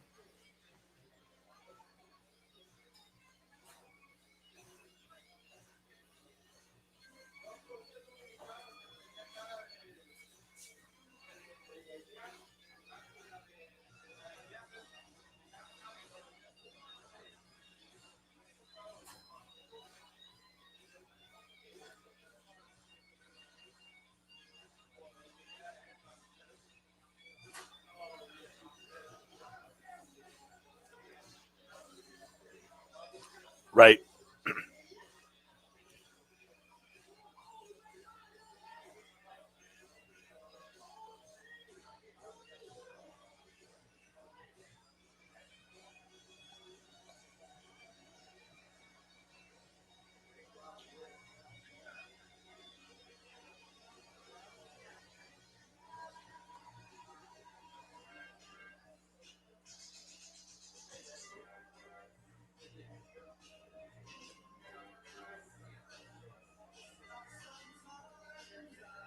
Yeah.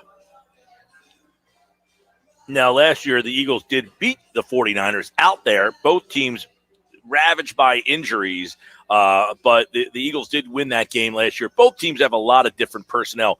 One guy who I'm very intrigued by to see how he will cause problems for the Eagles offense is Fred Warner. And maybe the best linebacker in the league, but we just don't hear a lot about him because of the position he plays. But how might his role affect the way Nick Sirianni calls the game?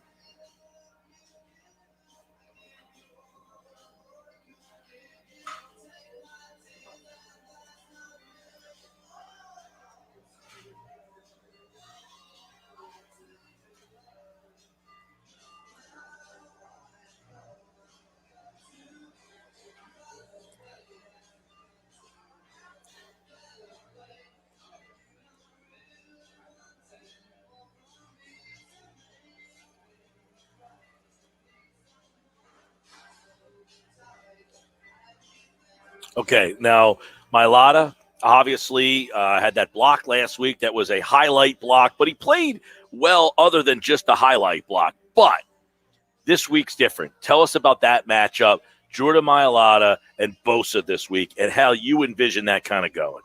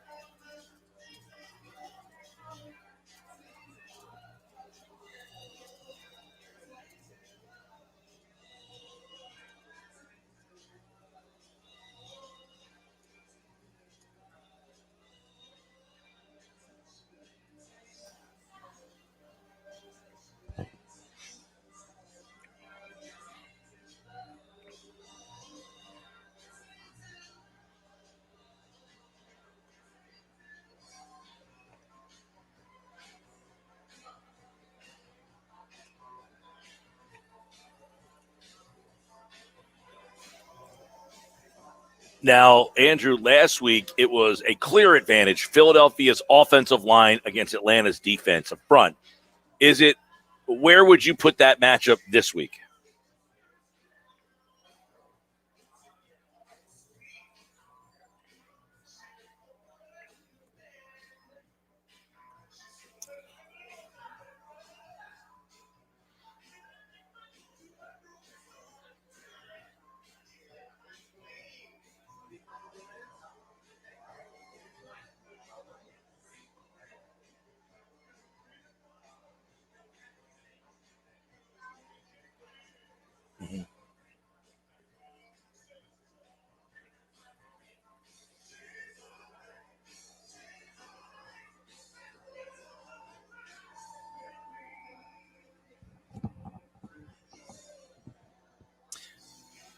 Yep.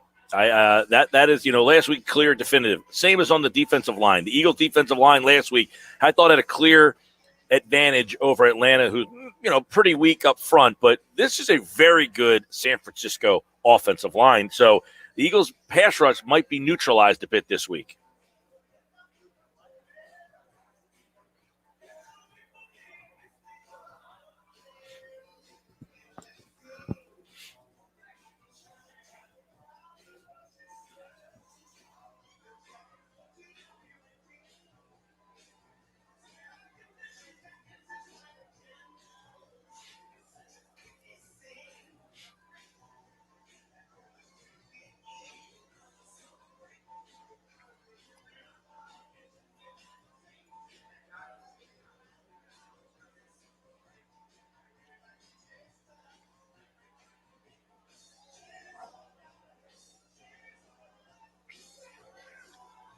I asked a question earlier in the show to the listeners, and we got a lot of good answers. I'll get your answer.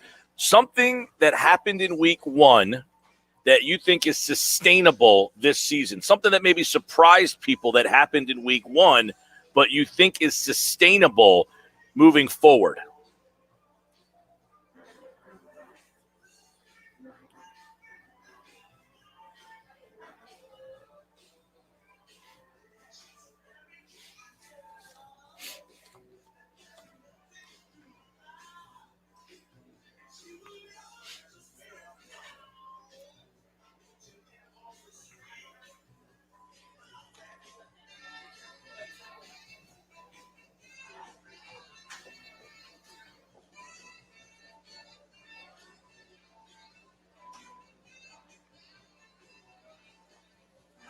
All right, Andrew DeCecco from the InsideTheBirds.com and the Inside the Birds podcast. Andrew, obviously Philadelphia, I said, won this game last year. That game was in San Francisco. This year the game's in Philadelphia, and obviously this is a much different Eagles team. The 49ers are different. They had a lot of injuries last year. It looks like they're going to have a lot of injuries again. So I'll ask you, how do you see this game kind of working out on Sunday?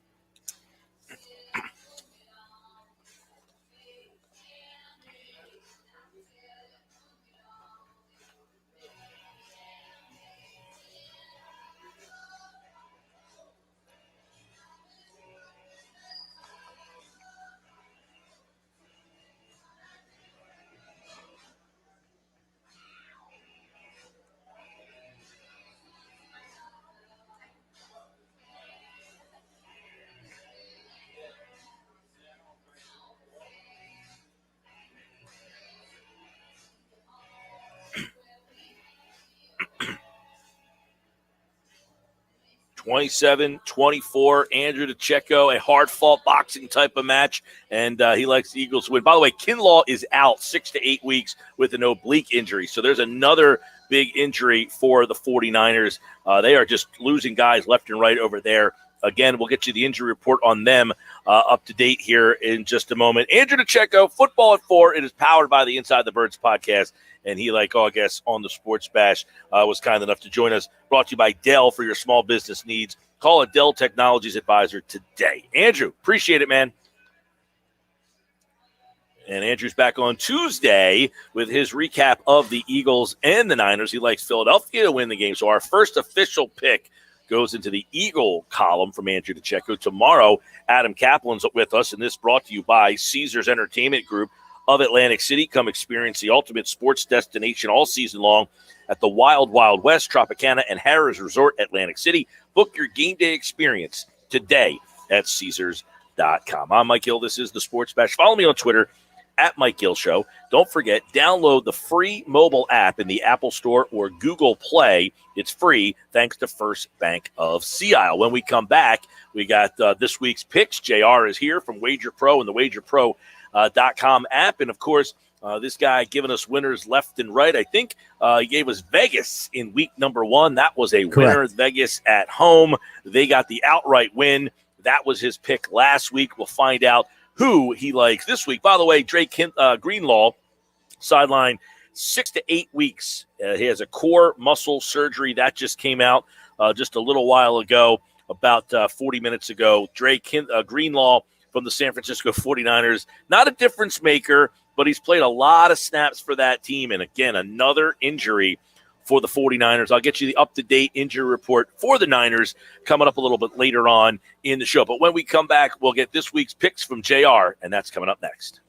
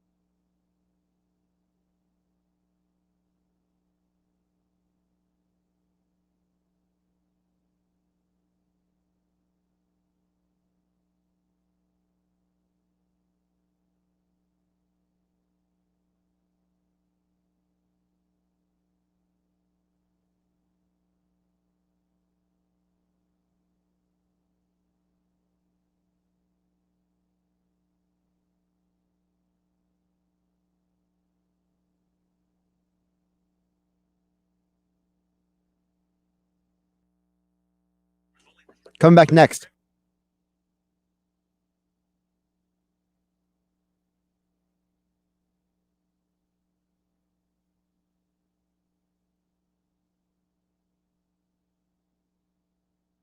Two of the NFL is here. It starts tonight. And, of course, Washington takes on New York. You can hear the game right here on 97.3 ESPN. This weekend, we got the Eagles and the Niners. That's at 1 o'clock kickoff, followed by Dallas and the Chargers. We'll pick that game up at 5 o'clock here on 97.3 ESPN. Then the Sunday night game we'll have for you as well. So a Sunday triple header as always, and Thursday night football tonight. Right now, we're going to give you a couple of plays. 1-0 on the season. JR from Wager Pro and the Wager Pro app. He gave us a winner last week. It's back and forth game it was. The highlights are on right here at Chickies and Pete's. It was Ravens and Raiders. He went with the Raiders in week number 1. We'll see what he's got on tap for week number 2, but we got a good one tonight in the NFC East, JR.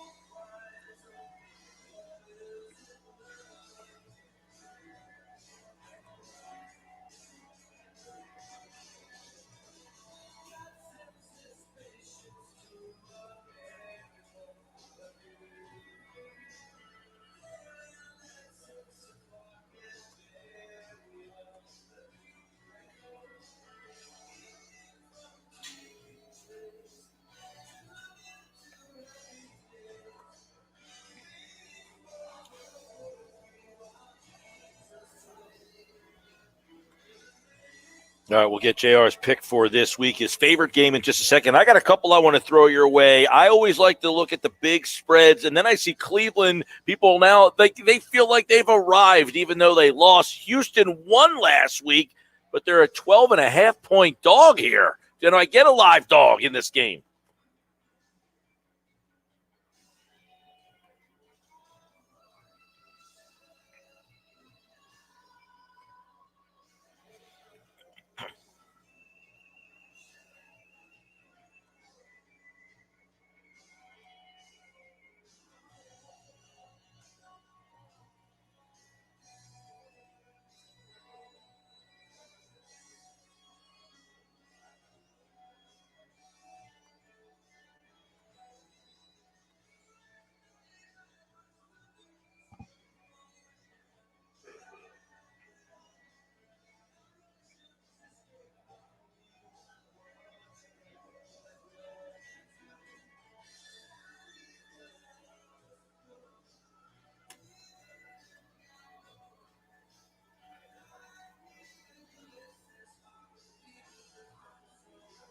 All right, JR from the Wager Pro app, wagerpro.com. JR, I want to get your take on the NFC East here. Dallas, they were the team that impressed on Thursday night, even though they lost, much like Cleveland. They left the impression, but now they got to travel on the road to take on the Chargers, who don't have a big home field advantage. That one opened at 1.5. It's up to 3.5 now. The Cowboys is a road dog here.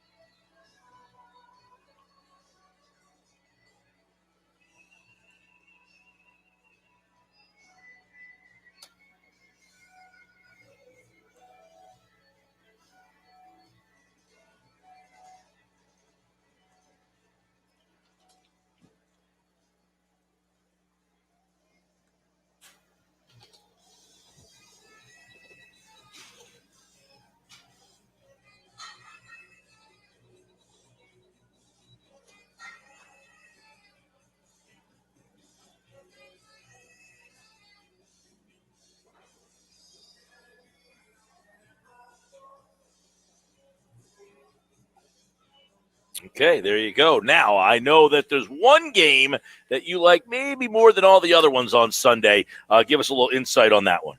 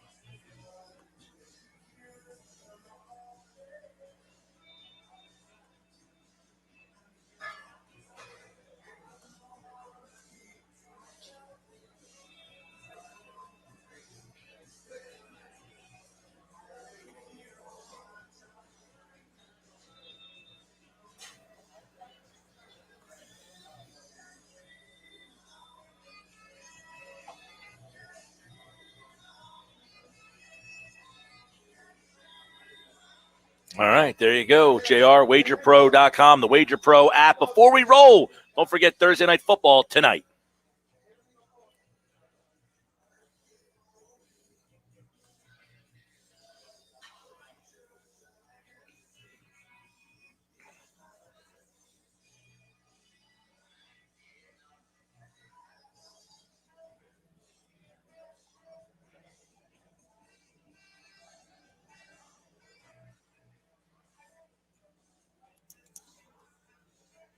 All right, JR, appreciate it. As always, 1-0 on the season. He gave you that winner last week with the Vegas. This week he likes Pittsburgh, and we'll have JR back next week for another pick here on the Sports Bash. Brought to you by PropSwap, America's sports betting marketplace. Sell your sports bets and take your profit. Find out how at PropSwap.com or download the PropSwap app today. All right, when we come back, former Eagles assistant coach Ryan Paganetti is going to join me. He has, we'll tell you a little bit about his background. He was on the staff when the Eagles won the Super Bowl. He'll tell you a little bit about what he did on that team, and he'll give you a little insight on what he thinks is sustainable from this year's Eagles team that he saw in week number 1. He will join me next here on the Sports Bash, live from Chickies and Pete's in Atlantic City, here on 97.3 ESPN and the free mobile app.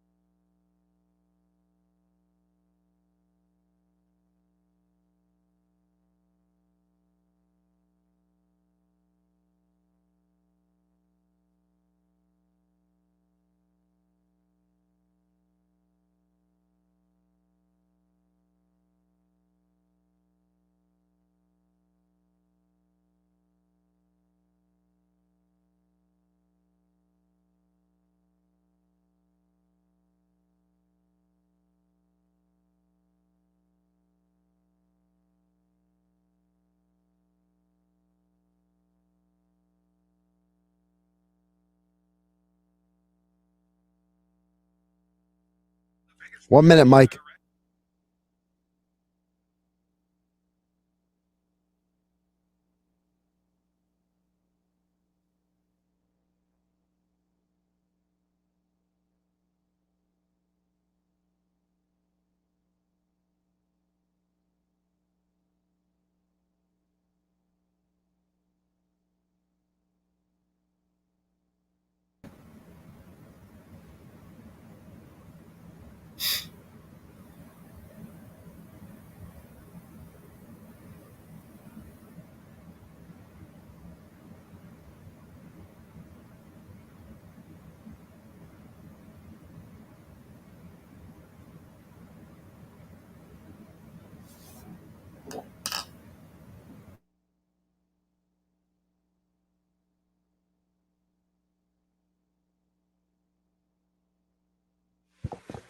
All right, we're live today at Chickies Pete in Atlantic City, as we are every Thursday. I'm Mike Gill. Welcome aboard another edition of the Sports Bash. We've been jam-packed and busy today. Eagles, 49ers. Going to give a little insight here. Ryan Paganetti was a former assistant on the Eagles staff. He helped coach the linebackers, also game management. And that's what's really interesting to me on how the game is changing.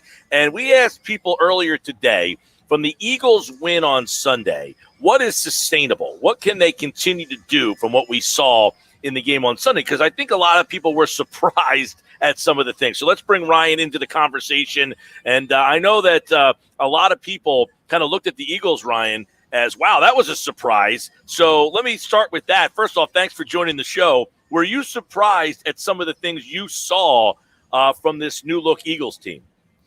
I would say the number one thing that was surprising was just how dominant the offensive and defensive lines looked, to the point where it almost looked like Atlanta shouldn't even be on the field with them. I mean, that looked like a South Jersey high school football game when you have a powerhouse playing a team that just doesn't have the guys and, have all those offensive linemen healthy, all those defensive linemen healthy. There's some talented guys. Some of the younger guys have continued to develop, like Malata and Samalo. So I think it's really promising for them, because at the end of the day, if you can win the line of scrimmage or at least compete at the line of scrimmage, you're going to be involved in every single NFL game. And I think you saw that last year at times where we had guys out there that maybe were a fourth string, and it was just tough because they were losing matchups. Yeah, I was going to say, if you can kind of give the listeners a little insight on, what your role was with the Eagles and how long you were kind of there and some of the things that you had done. You were a member of that staff that, helped them win a Super Bowl. So obviously you went through the highest of highs and then, some of the lows that the team went through, which we can kind of find out maybe some of the reasons why that happened. Yeah, so I was with the defense, and I finished there as assistant linebackers coach. But really, my main value add was I was helping out Coach Peterson with fourth downs and 2-point conversions and all those situations during games. I was up in the booth, sort of giving him insight on, what from an analytics standpoint or a data standpoint would the recommendations be. And he was very receptive to that stuff. And of course, we got a lot of attention the Super Bowl year because we had went for so many fourth downs and we had success. And we also were sort of on the other end of the spectrum this last year where some of the fourth downs didn't work. And so there is some risk reward to that. And sometimes it works out, sometimes it doesn't. But I think to some degree, the recipe that we had in 2017 is sort of similar to what's going on now, where you have a young quarterback and you got talented offensive line, talented defensive line. And if the quarterback is playing well, I mean, you have a chance. Yeah, there's no question that I look at the parallels from Chip Kelly's first year and Andy's last year. If you remember, Andy's last year, the line was decimated by injuries. Mm-hmm. Chip came here and the line was healthy, and voila, they won 10 games. Do you see a similar situation this year where the line problem last year really affected the game plan? Oh, absolutely. I would say that fans still don't really appreciate when you have a weak offensive line. Everything on offense is harder. I mean, if you have one guy that's consistently losing matchups, it can kill the run game. If it's a third down and the pass protection, and you have a guy that can't hold up. I mean, defensively, we would look for times to put Fletcher Cox on their weakest offensive lineman and whoever that was. So defenses are looking for those matchups. And right now, I don't see a clear weakness on that on the offensive line. And I think that's great for them because they're going to hold up. They got the great news. I mean, unfortunately for Dallas with DeMarcus Lawrence injury, but there's a lot of reasons to be very optimistic about the Eagles. And I'd say the other thing that was a little bit underrated from the Andes last year was they had so many turnovers. And usually from a statistical standpoint, year over year, the turnovers usually bounce back to some degree if you're really near the bottom of the league. And so that was part of the benefit there. But you did see, I think they had virtually all the offensive linemen healthy for Chip's first year. And I think they led the league in rushing, and it was a pretty impressive year. Ryan Paganetti's with us. He was a former assistant with the – now, did you work under Chip? Yeah, I was there for Chips last year too. So I had an interesting exposure to sort of both situations. Now, would you say that he was heavier on the analytics than Doug was? I think he had a different perspective. I think actually both of them were pretty pro analytics. I think Chip had a bigger emphasis when it came to injuries and sports science. Right. And then Doug, for the in-game decisions, I think he put a little bit more weight on that stuff and then maybe a little bit less on some of the other ones. All right. So one of the things that, so I'd like to get your kind of perspective on, you just kind of gave it a little bit, was when you're coaching a game, the game planning that goes in based on the health of a unit, like the offensive line, like how that changes things, but also the defensive line. Like you look at the Eagles' defensive front, I would imagine that Jonathan Gannon's game plan is a lot different with those guys than it would be if he had guys hurt, due to injury. Yeah, I think for sure. I think it's a little bit different defensively because ultimately, like, you might have a certain scheme and you just sort of stick with your scheme, but you'll see particularly on third downs, the defensive coordinators looking to create one-on-one matchups for Javon Hargrave or Fletcher Cox. And I think really Hargrave's, he looked like an all-pro the other day, but for him, I think when he came to our scheme last year, there was a little bit of a learning curve because he was being asked to do different things than what he was done at Pittsburgh. And then he had, I think he had a pectoral injury. He had a significant injury in camp, and that sort of set him back a little bit for getting reps and things like that. And then towards the end of the year, he started to sort of show his talent. And then, so far, that was a really impressive performance from him the other day. And if I am the 49ers right now, I'm thinking about, can I even run the ball up the middle against those guys? I don't know. You find out in the first quarter if you have a chance. Well, it's funny because what did fans yell last year? I take the calls in every, Schwartz doesn't blitz enough. They don't blitz. But when they blitzed, they didn't have the talent, because of injuries in the back end. So like that balance of where the talent lies to say, I trust my guys to blitz. Yeah. I think for most defensive coaches that I've been around, they would love the idea of just having an incredibly talented front four where they can just sit there in soft coverage and just let those guys eat. And the defensive backs love it too, because they feel like their jobs are so much easier as well. But if you were asking me where I would invest resources first, I personally think that, the talented defensive line is really probably the most important thing from the defensive perspective. Yeah. Now, you worked with the linebackers, and for years people say, the Eagles don't value linebackers, but it seems like the position is in such flux right now. Mm-hmm. Where do you see that position in today's NFL? Well, I think in part because you see so much nickel defense, or even there's like a big nickel scheme that's becoming really popular where teams are putting 3 safeties on the field, but they end up with 2 linebackers. And it's really sort of a response to just doing whatever you can to slow down the pass game. And because of that, even with the formations and the looks and the motions that you get with these offenses, you're looking at your linebackers have to be able to cover, because if they can't, the team you're playing is going to line up an empty. They're going to find a matchup and they're going to kill you. So it's every player that is out there at linebacker. If you cannot cover, it's a tough job. Like the days of like the first and second down thumper who just lights people up and, stops the run game, that you sit there and you get in base defense and the offense says, okay, great, let's throw the ball. So it's really a changing dynamic. Yeah. Like it's weird. Cause like there's times like last week early, Atlanta's running the ball and you're like, okay, do I sneak TJ Edwards out there? And then as soon as you do that, they go right after TJ Edwards. So it's like that dynamic of how you play that linebacker position. And Singleton seems like a guy they just kind of ran into somehow, who's just a hard-working guy who'll give you all the effort in the world. And then Wilson, I guess, is a little bit better than in coverage. Yeah, Alex was really an impressive guy to me because, he had such an interesting career arc where really guys that end up in the CFL at his age, they don't really make it back into the NFL, but he got a shot and he just brought it every single day, 100 miles an hour, worked so hard. And even this 2 off seasons ago, we were sitting there and I would actually track all these statistical stats from practice. And he was so impressive in practice that we had this leaderboard for statistics, and he actually was so far ahead of everyone else that the other linebackers thought that I had like a side deal with Alex Singleton or something. But his production was through the roof, like twice as many tackles at practice every day as everyone else. And after a while, we started thinking like, this is legit. And then when he got his chance last season, I want to say he was near the top of the league in tackles per game. And it's great to see what he's doing. All right. So I have so many things I'd like to pick your brain on here. Number one, and I say this because this year I kind of, with the lines, all predicated on the health of the lines. Now, the skill players being so young is such an interesting dynamic here. But last year, many people thought, Vegas had them winning 10 games, right? Mm-hmm. Would you say that the season was not where you thought it would be, number one, based on injury? Would that be the top reason or not necessarily? I think it was up there, but I'm not the type to just blame one particular aspect. I think there was a few different things going on there. And at the end of the day, from an analytics perspective, our offensive pass game was just not good enough. We were near the bottom in a lot of metrics, and you're just not going to be a successful team, particularly when our organization had invested a lot of resources in receiver and line and quarterback. And the organization wanted to have a very good pass game, and the results were not great. And I think that dynamic and picking out exactly why the pass game wasn't working out is something that could be analyzed to eternity. But so far, it certainly looks like through one game that the passing game is significantly more impressive.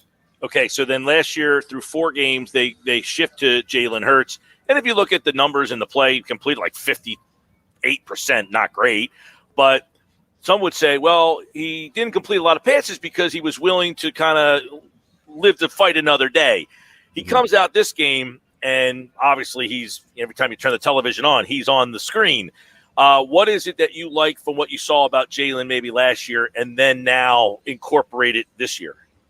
I think a little bit of last year was sort of misleading in the sense that some of those opportunities he was presented with last year, we were getting blown out. And what that allowed for is these defensive lines to just completely tee off on him or, face tougher coverages. But if your offense is playing well, your defense is playing well, and maybe you're leading or the game is competitive, it's a lot easier as a quarterback to operate as opposed to a situation where the defensive line doesn't even have to worry about the run game and they can just sort of tee off. And I think just at the same time too, that transition from your first year to your second year is usually where you see these players have their biggest jump because they get an entire offseason. They sort of figure out what their weaknesses are and what improvements they can make. And I'm sure Jalen was hearing, okay, my completion rate wasn't great. How can I get this better? And, I think he's developed a great relationship with some of the younger guys. And what was he at, like 78% in that game? If he keeps that up, he's going to have a great year.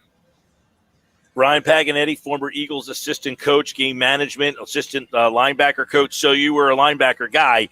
Last year, you didn't do such a good job against George Kittle. He had 15 catches and 15 targets. So how do you change? How's the game plan against Kittle this time around? Well, I think it's tough because they're really creative with all the shifts and motions, and almost every single play, there's a lot of things going on in Kyle Shanahan's offense. And he's looking for ways to get that player a good one-on-one matchup. So we might have a plan, okay, we're going to put a safety on him or we're going to have a nickel on him. And next thing you know, they're shifting and motioning and they're sort of catching your defense where you have a bad matchup. But personally for me, he's so impressive. And just given the group that they have at receiver is maybe, they don't have that much depth there, at least the 49ers. I'd be looking for the Eagles to consider putting, maybe put Slay on him on third downs, if it's an obvious pass situation and just, take the guy out of the game. And I think you saw that a little bit in the last couple of years with teams putting premier corners on Zach Ertz on third down situations. And I think you might see a little bit of that from the Eagles this Sunday. All right, Ryan Paganetti, the Eagles and the 49ers. I'll leave you with this one. Them getting Steven Nelson, was that like a difference maker in terms of expectation? No one thinks that maybe this is a Super Bowl team, but it's almost like you can compete now every week because you have a veteran guy. It seemed like that position was just a rotating door last year. Yeah, there were some games where I can remember specifically, we're trotting out undrafted rookies against Amari Cooper, DeAndre Hopkins, and like that was not a fun time. And we were trying to avoid that, but they would get in looks and formations to basically force our hand a little bit. And just sitting up in the booth and knowing exactly what their quarterback's thinking pre-snap, and he's like, oh man, he's got that matchup and he's going to it. We tried everything we could, and to have a little bit of depth there at corner, even just in the case of injuries, is so valuable and critical. And I think that, if the guy does go down, they're well equipped to be able to at least handle a little bit better than last year. Ryan Paganetti, you can follow him on Twitter at Paganetti Ryan, and he's got great kind of focus on these games and insight, and kind of gives you a little bit of insight that you're not getting watching these games. So give him a follow on Twitter, and hopefully we can have you back on down the road, Ryan. Great. Thanks for having me.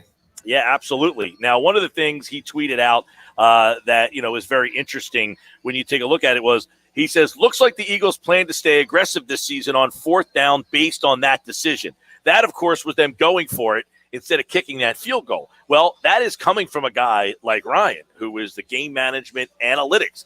He would say, 30 boom, seconds down to Doug Peterson. You should go for it here. And, obviously that 2017 season, he was a member. That worked a lot. They were very aggressive, and that was a really cool conversation. We're getting really good feedback on it. So thanks to Ryan Paganetti. This hour brought to you by PropSwap, America's sports betting marketplace. Sell your sports bets and take your 10 profit. seconds. Find out how at PropSwap.com or download the PropSwap app today. When we come back, 5. Todd Ranks in the house. Todd and I will go through that first look at the NFL schedule. You're not going to miss it. Coming up next.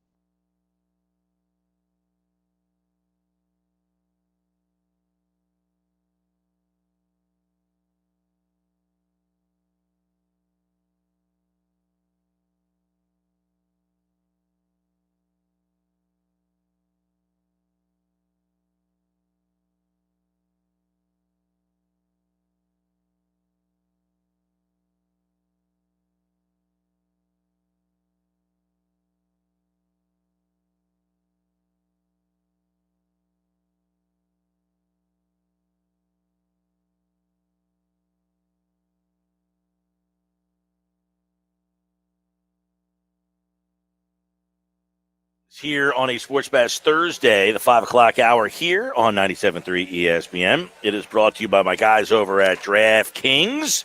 Week 1 may be over, but the season is just getting started. DraftKings Sportsbook, the official sports betting partner of the NFL. To kick off Week 2, DraftKings is giving all new customers a can't-miss offer. Bet just $1 on any football game this week and receive $200 in free bets instantly, no matter what. That's right. DraftKings Sportsbook is giving all new customers $200 in free bets instantly when they bet at least $1 on any football game. DraftKings is safe, reliable, secure, making it easy for you to deposit and withdraw your money at your convenience. Download the DraftKings Sportsbook app now and use my promo code 973 to receive $200 in free bets when you place a $1 bet on any football game. That's a promo code 973 to get your $200 in free bets instantly this week at DraftKings Sportsbook, the official sports betting partner of the NFL. You must be 21 or older. New Jersey only. New customers only. Restrictions apply. See DraftKings.com/sportsbook for details. Gambling problem? Call 1-800-GAMBLER. All right. I am Mike Gill. This is the Sports Bash Live on 97.3 ESPN. It's that time of the weekend, my friends. The first look at the NFL schedule. This is the first time that we're kind of taking a look at the whole thing, soup to nuts, top to bottom. I'm going to do my best at trying to figure out the spreads for these games this week and give you a thought. And then my favorite 5 games of the week will be in there included as well. All right, Josh, are you ready? I'm as ready as I'll ever be, Mike. All right, here we go. Tonight, we got the Giants and the Washington football team right here on 97.3 ESPN. Let's get it started with that one. Now, this one, the cat got let out of the bag a little bit. I think Washington is at home in their favorite thing. Now, I thought the game was in New York earlier. That's why I said the Giants by 3. But with the game in Washington, I would go with the Washington football team here as a 3-point favorite. I kind of like Washington in the game. I don't like either team's offensive ability. The quarterback positions, both up in the air. But the Giant offensive line is a mess against the Washington defensive front. By the way, Jeff Nadeau was on with us earlier. He said he liked the under-team total for the Giants, 19. He doesn't see them scoring in this game. If they can't score, I like Washington in the points in this one. 3. Washington is currently at 3.5 at almost every book except for a couple of the randos out there. So, but it's 3.5 pretty much almost across the board. All right, over to the Sunday slate, Cincinnati and Chicago. Both teams, Cincinnati is actually coming off a win.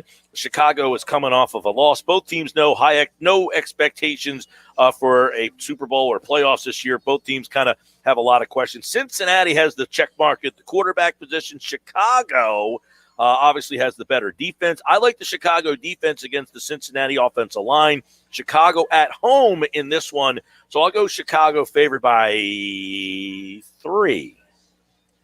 You're close. Chicago is currently favored by 2 over at DraftKings, 2.5 at BetMGM. So you're kind of in the right neighborhood. Interestingly enough, the betting numbers, though, are not in Chicago's favor. 61% of bets are going Bengals. All right, interesting. A lot of people, everybody's just mad at the Bears because they won't play Fields. Like, that's essentially it. Now, their offensive line is a mess too, but I don't think Cincinnati's good enough up front to take advantage of that. That's my problem there. Houston is at Cleveland. This one's a little bit of a mismatch. I think this one's like 13, somewhere in that range. I did talk about that one a little bit earlier. I like Cleveland a little bit in this one. They came off that loss. They looked pretty good. They blew a late lead against the Kansas City Chiefs the other day. But Houston is they're supposed to be a disaster. Just because they beat Jacksonville doesn't make me feel any better about them. So I got Cleveland 13, and I kind of like Cleveland. I don't think I'd bet it with the 13, but if I was, I think I like Cleveland. Well, it's 12.5 at DraftKings and FanDuel, but if you want the 13, you can go to that site that has Allen Iverson on the TV commercials. What's that, PointsBet? Yeah. I was trying to find a creative way not to say that. There you go. That's not bad. By the way, Todd Rank's going to join me in 2 minutes. Now, he's on West Coast time, so he completely forgot about the West Coast, East Coast switcheroni here, okay? That's a very Todd thing to do. Yeah, yes, it is. I got a very Mike thing to do is that I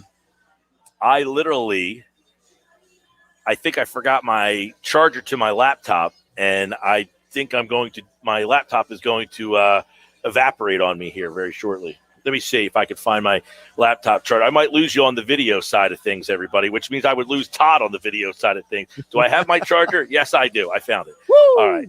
The only problem is I don't have a place to plug it in here. Jeez. I was under the impression the apparatus you have came with a power strip. It might be in that suitcase next It year. did, but I didn't need the power strip when I Until got now. here. So, Well, we'll talk you through it. By the way, for those who want to know, 60% of the bets are going Browns on the spread. Interestingly enough, 62% are going over the 47.5 on the over-under. So people apparently are expecting this to be a higher scoring game than the odds makers 47.5 for Texans and Browns, Mike. all right, I got it plugged in. Crisis averted. Now, my laptop told me 1% and 1 minute left. Now, normally when it says 1%, 1 minute, that means you have 10 seconds. Right? 10 seconds till implosion. Exactly. Well, I got it done in time. There All right, we Here go. we go. Where did I leave off? No. We just finished with Texans and Browns. Yeah, all right. So the Rams are at the Colts. Rams on the road. Colts at home. The Colts' schedule is brutal. They played Seattle. Now they're playing the Rams. Indianapolis, I don't know what to think of this team. Like, everybody thinks they're a Super Bowl contender. They got a really good roster. They go out and get Wentz. Wentz is supposed to be the final piece to this puzzle. He played for Reich. He was a mess. Now, earlier this week, someone talked about how it was Rob Motti who said, well, their offensive line didn't play well. But did their offensive line not play well, or did Wentz make them look bad? That I needed to watch that game a little closer to find out a little bit. But that being said, I would say that Indianapolis would be a slight favorite here at home. I don't know that they're ready to get flipped yet. So I'll go Indianapolis like 2. You got this one completely wrong. 3.5 for the Rams. They're a road favorite, and the public is riding with them because the Rams open as a -1.5 favorite. They're up to 3.5. 70% of the public money is going LA. Wow. So everybody has bailed on the Colts already. People just don't like Wentz. Is that the problem? That might be part of it. I mean, listen, when I saw the game on Sunday, he was doing the thing where he holds the ball for 3, 4, 5 seconds. He's trying to throw the ball down the field when nobody's there. All right. Buffalo is at Miami. This is an interesting game. Buffalo loses at home last week. I thought was a surprise. Miami's at home. They beat New England last week, right? So they're coming off of a win. Miami could be 2-0 if they win this game. And Buffalo would be 0-2 if they lost the game. So I'm going to go Miami favored, but it's going to be slim. It's not going to be the 3. I'm going Miami 1.5 at home against Buffalo. And I think I like Buffalo in this game. I don't think Buffalo loses 2 games in a row. Well, the odds makers agree with you on the liking Buffalo part. Currently, it's -3 or 3.5, depending on what book you're at, for Buffalo on the road. This opened at 2.5, but it's been bumped up to 3 and 3.5 as the money is going heavy on the Bills. People do not believe in the Dolphins. 73% going Buffalo, Mike. All right, Todd Rank is with me now. Now, he's going to join me for this segment where we just kind of go through the games, try to pick the spreads. I've gone through a couple of games. You missed the first couple of games here. Who do you like tonight? I've gone back and forth with this. I'm just not sure. I honestly, I'm leaning to Washington. Early in the week, I had the Giants to cover the spread because I know the Giants are the underdog. But yeah, 3.5. Okay, yeah, I think I'm going Washington. I just think that defense. There's a couple of stats that go towards Daniel Jones. He's 4-0 against the Redskins, but he's awful in primetime games as well. So I'm going to lean to Washington tonight. Yeah, I like them, and you said it too. We agree on that. The offensive line of the Giants is manure, and Washington's defensive front is very good. So we agree there. Real quick, Chicago, Cincinnati. I kind of like the Bengals a little bit, but I don't know. Chicago hung in there against the Rams. You saw that game. Yeah, and the Bengals are going to look better. But I do think I'm leaning to the Bears. It's at home, right? It's in Chicago. Yeah, the Bears' offensive line stinks. Yeah. Cleveland's 12.5 against Houston. I'm going to be honest with you, Mike. I know everybody's thinking, Houston, that's a one game kind of a mirage week one. I just think 12.5 is a lot of points to give Cleveland. I think I'm looking at Houston to cover that spread, to be honest with you. I think Tyrod Taylor, that's not a normal backup quarterback, Mike. Well, he's a starter now, you jackass. Well, my point is, you know. No, I got what you're saying. All right, Rams, Colts. Now, Wentz last week, people are already off the Wentz train out in Indianapolis, man. They want him out of there. They're a home dog against the Rams. Well, look, I mean, from his stat line, I didn't think he played terribly last week. He just got outplayed. The other team was good. I mean, the bottom line is, and he's got another bad matchup this week, right? I mean, the Rams, Stafford, that team is a juggernaut. What do we got on the line on that? Did we get the line already? Yeah, Rams are 3.5, but it opened at 1.5. Wow. Yes. Yeah, the money's going that way. Of course it is. I mean, look, the Rams looked really good. You'd love to take a home dog. Don't get me wrong, but I still think the Rams are too strong, and they're going to cover that at least this week. I still think Wentz is going to get better. He's going to play better. But I just think bad matchup, man. Just really bad matchup. All right, let's go. We did Buffalo, Miami. I kind of like Buffalo on the road. I don't see Buffalo going 0-2. It's a good point, but I will say this. What is it, about a field goal? That's what I think. I came in right when I heard him say about 3.5. Yeah, Buffalo is the 3 or 3.5, depending on what book you want to ride with. Yeah, in this case, Mike, I get what you're saying, but I'm going home dog, and I'm going it because I think it's a close game. You like that, Tua? Yeah, I just think he doesn't make the mistakes. Come on.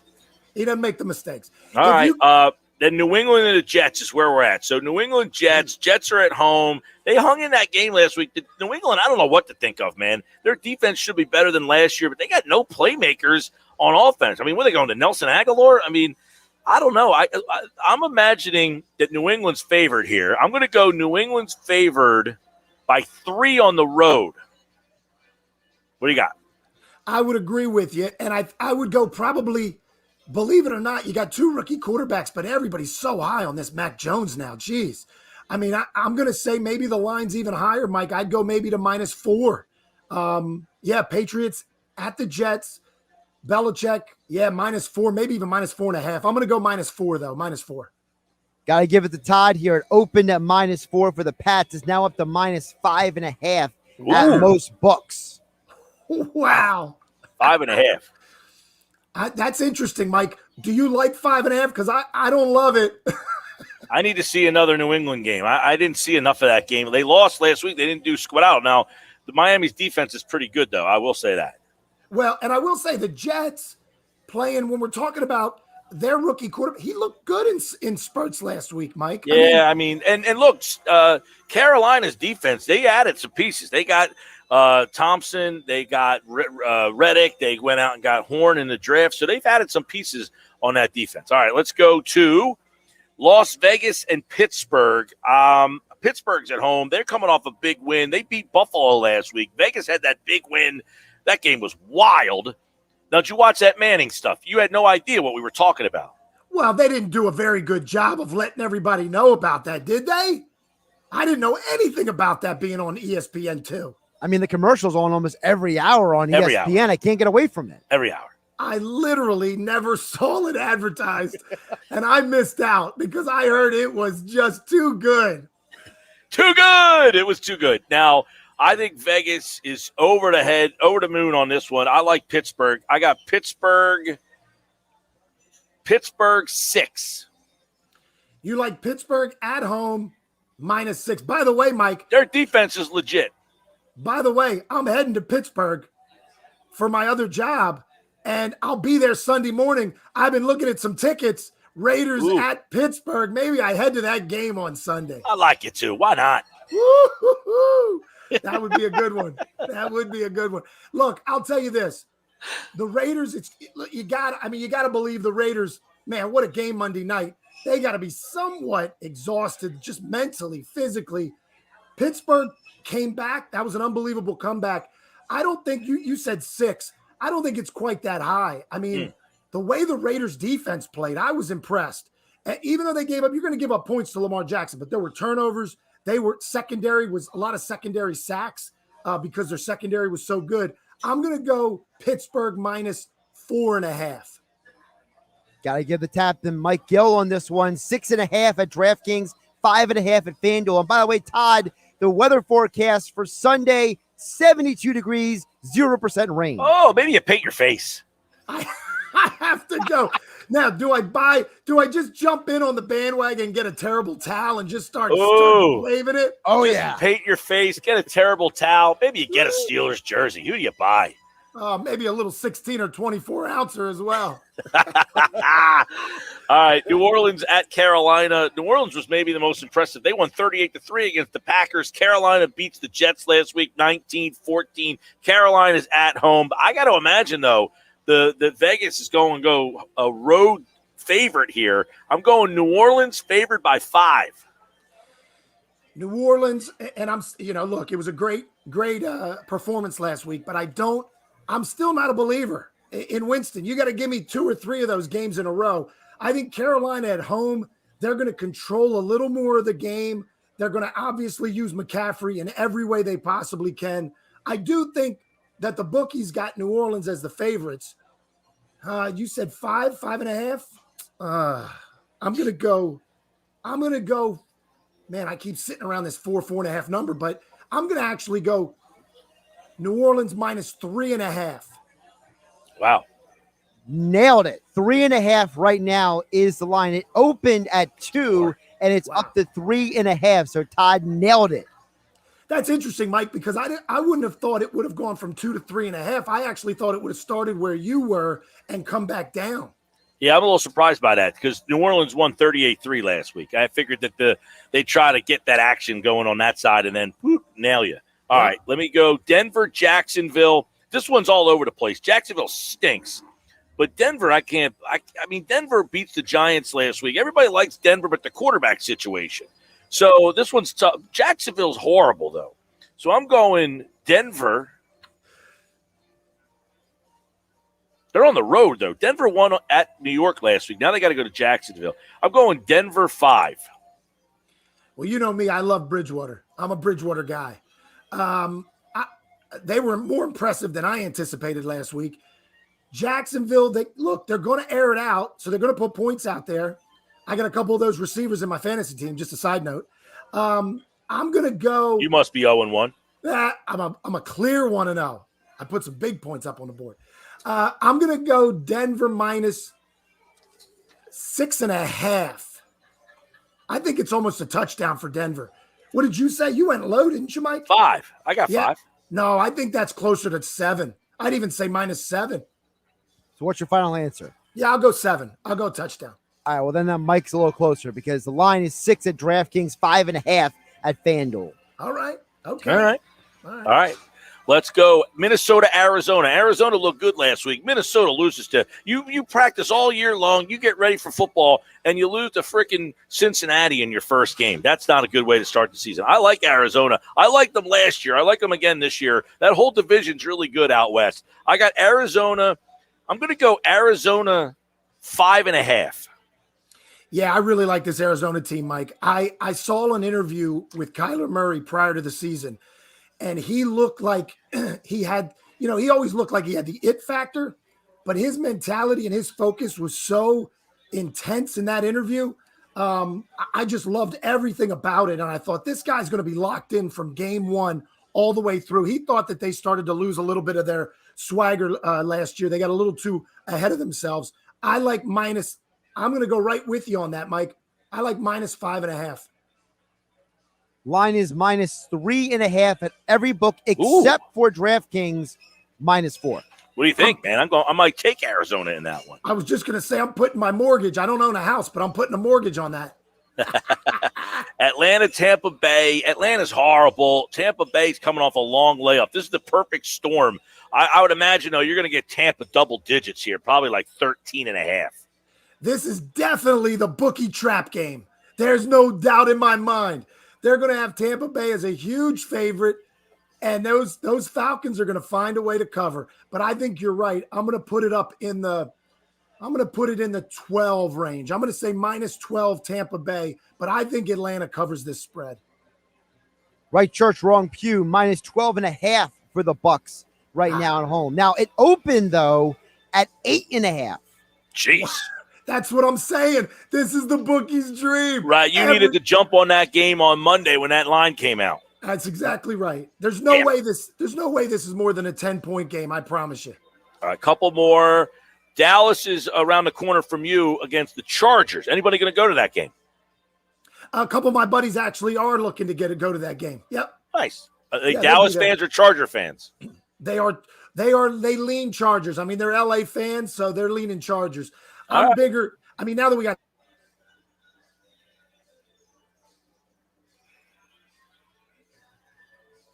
Yeah, we lost you there for a second. You're a little lagging behind. Stafford. There we go. Stafford. Something with Stafford. All right, give me I'm going Chargers 2.5. Chargers 2.5 is my pick. The question is, do the bookies love the Dallas Cowboys as much as the media does? Because if they do, even though they lost that game, they lost it to Tampa Bay. I think this is close to a pick 'em, to be honest with you. I'm going to go just because they're the home team. They lost Lawrence. They lost their left tackle, so they've got a couple key injuries. Yeah. Minus 1.5 Chargers. Minus 1.5. And Mike, what was your number? 2.5 Chargers. So the line opened at 1.5 Chargers, but since the news of all the injuries and guys are out, the line has moved to 3.5, despite the fact that 60% of the money is coming in on Dallas. Wow. How about that? That's a little stat for you right there. All right. Tennessee, Seattle. Tennessee, very disappointing last week. I was highly disappointed with them because they were in my fine five at the beginning of the year. Seattle, John Clayton told me yesterday he thinks they're a Super Bowl team. The Seattle defense, he said, is legit, but offensively at home against Tennessee, I think Tennessee might be staring at 0-2. I got Seattle favored by, I'm going to go Seattle by 4. Well, you talked about Buffalo can't go 0-2, right? I look at a Tennessee team and I go, are they really going to go 0-2? I do think it's going to be a real close game. You're going to win a road game at Seattle, dude. It's not easy. And now the fans are there, right? The 12th man's back. Yep. I'm going to go, though. I'm going to go, you said 4? I'm going to go field goal. I'm going to go 3. Well, the line opened at 3.5. But we are now up to 6 and 6.5 at the books. So this line has moved a lot since it opened. Jeez. I mean, I gotta believe Tennessee covers that, but all right. Kansas City at Baltimore. This is Sunday night at Baltimore. Baltimore, they lose, they're gonna be 0-2. Kansas City obviously has Super Bowl aspirations. This is a big game here. I like Kansas City. Baltimore, I like Baltimore at home because I feel like the line is going to be conducive to Kansas City. So I like Baltimore in this game. I'm going to go Kansas City, though, favored by 2. Wow, that's all, huh? Baltimore's at home, dude. I get it, but half of the team's not even on the team anymore. I mean, this team is getting just crushed. True. Now, look, they need to win. But again, I think, man, that Monday night, I think took a lot out of them. I think this is going to be closer. The spread's going to sit more to 6. I'm going to go Kansas City minus 6. Mike Gill's got the right idea. It's currently minus 3.5 for the Chiefs. Now, here's the side note. According to Doug Kazarian of ESPN, Patrick Mahomes has a losing record against the spread as a starting quarterback in the regular season for Kansas City. They only have 7 wins against the spread during the Patrick Mahomes era against the spread. That's a great stat. And I'll tell you this, Mike, I remember the year that maybe it was last year or maybe 2 years ago, the Kansas City was favored to win every game, right? And I think they covered like 2 or 3, to your point, 2 or 3 of the spreads that entire year. So they're a scary kind of dirty spreads that they don't cover. All right, last one, Detroit, Green Bay. This one's tough because Detroit scored 31 and lost. Green Bay scored 3 and lost. But I would imagine Green Bay is going to be still a heavy favorite at home. I'll go Green Bay a touchdown. I'm going to go bigger than that only because I think they just think the rebound from Aaron Rodgers. Now, if he doesn't rebound this week, then I'm strongly in on the conspiracy theory and the sabotage of Aaron Rodgers with this Green Bay team. But I'm going to give him one more week. I'm going to give him one more. I'm going to go -10.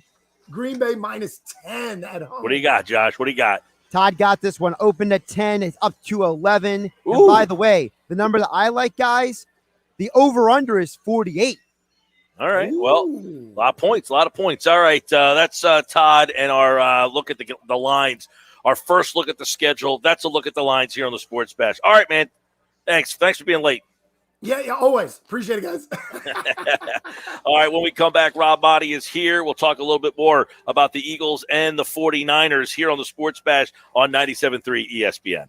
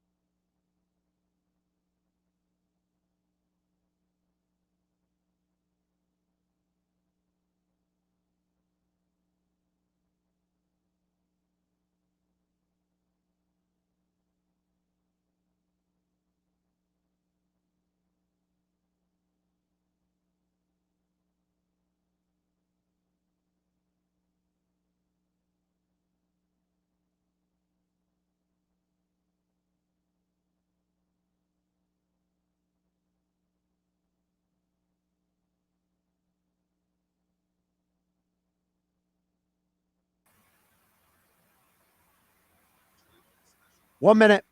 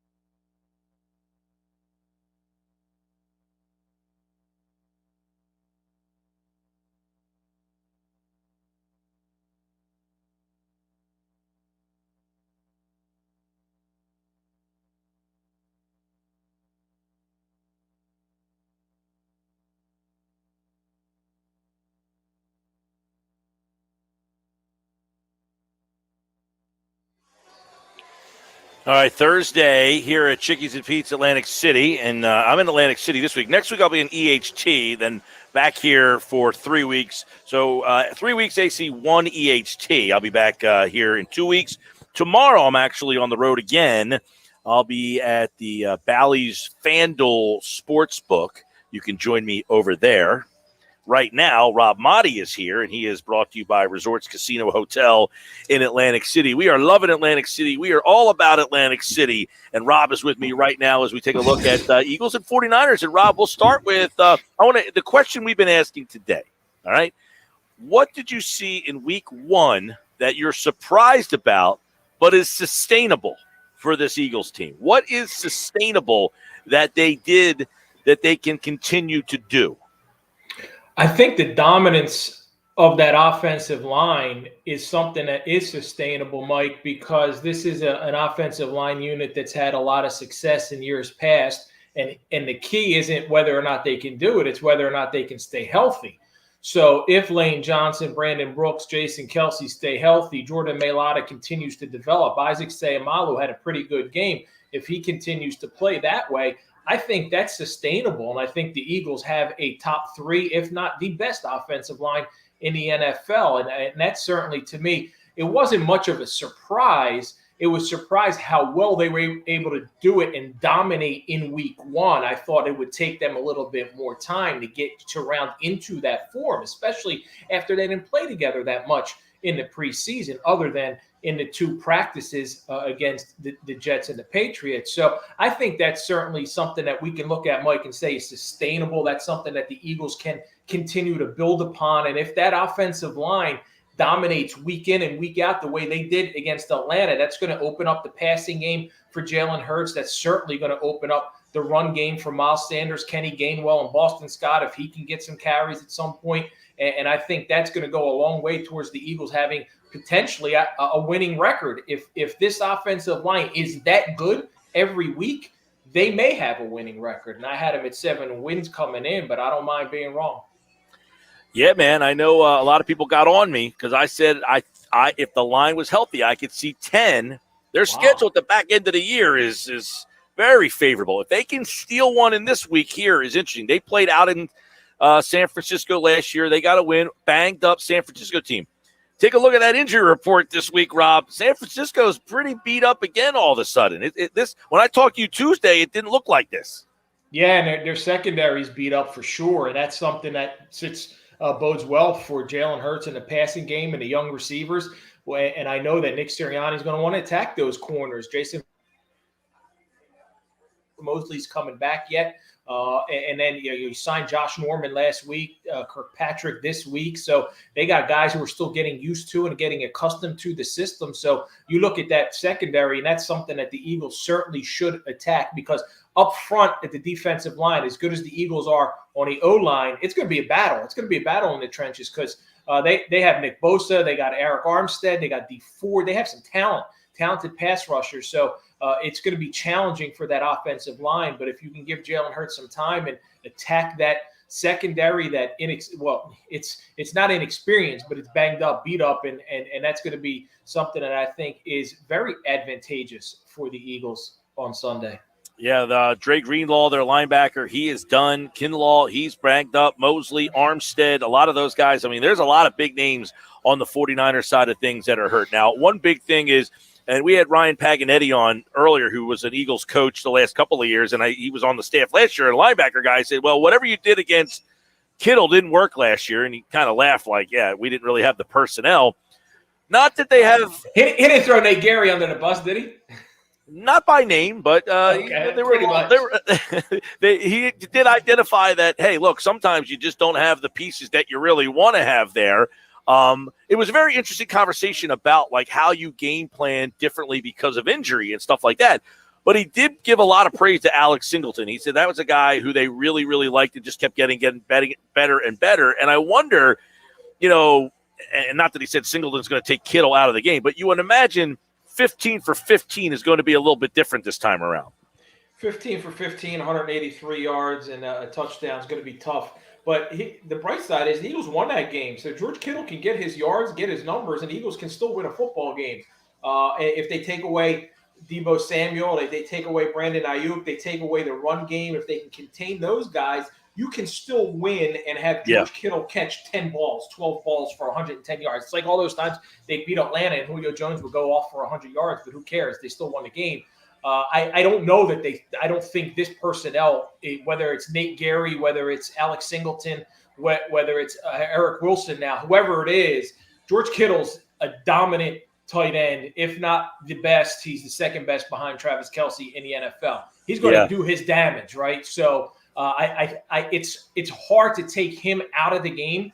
You just want to be able to contain the damage that he does and take the other components, the other parts of that offense and limit them and shut them down. And if they do that, then that can certainly help them win a football game.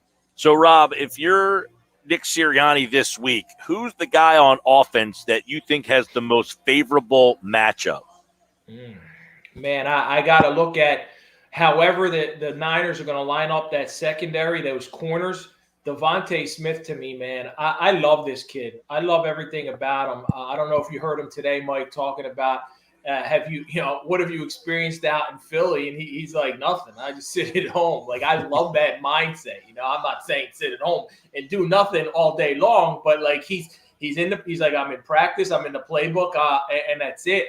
He's not allowing himself to be distracted by anything else. So you saw him in week 1, 6 for 71 with that touchdown. And I think you could feature him a little bit more, especially against the banged up secondary. And along with Devontae, Jalen Reagor, I love what he did last week. And that's going to be another one that I think week in and week out, you got Reagor, you got Devontae, and right. Let's not forget about the tight ends, especially when the Niners are banged up at linebacker too. You got Zach Ertz and Dallas Goedert. That's a pretty darn good combo, man. Now, Rob, we talked in the offseason about Ertz, and I think you've been on the record saying you're pretty surprised that this has been fixed.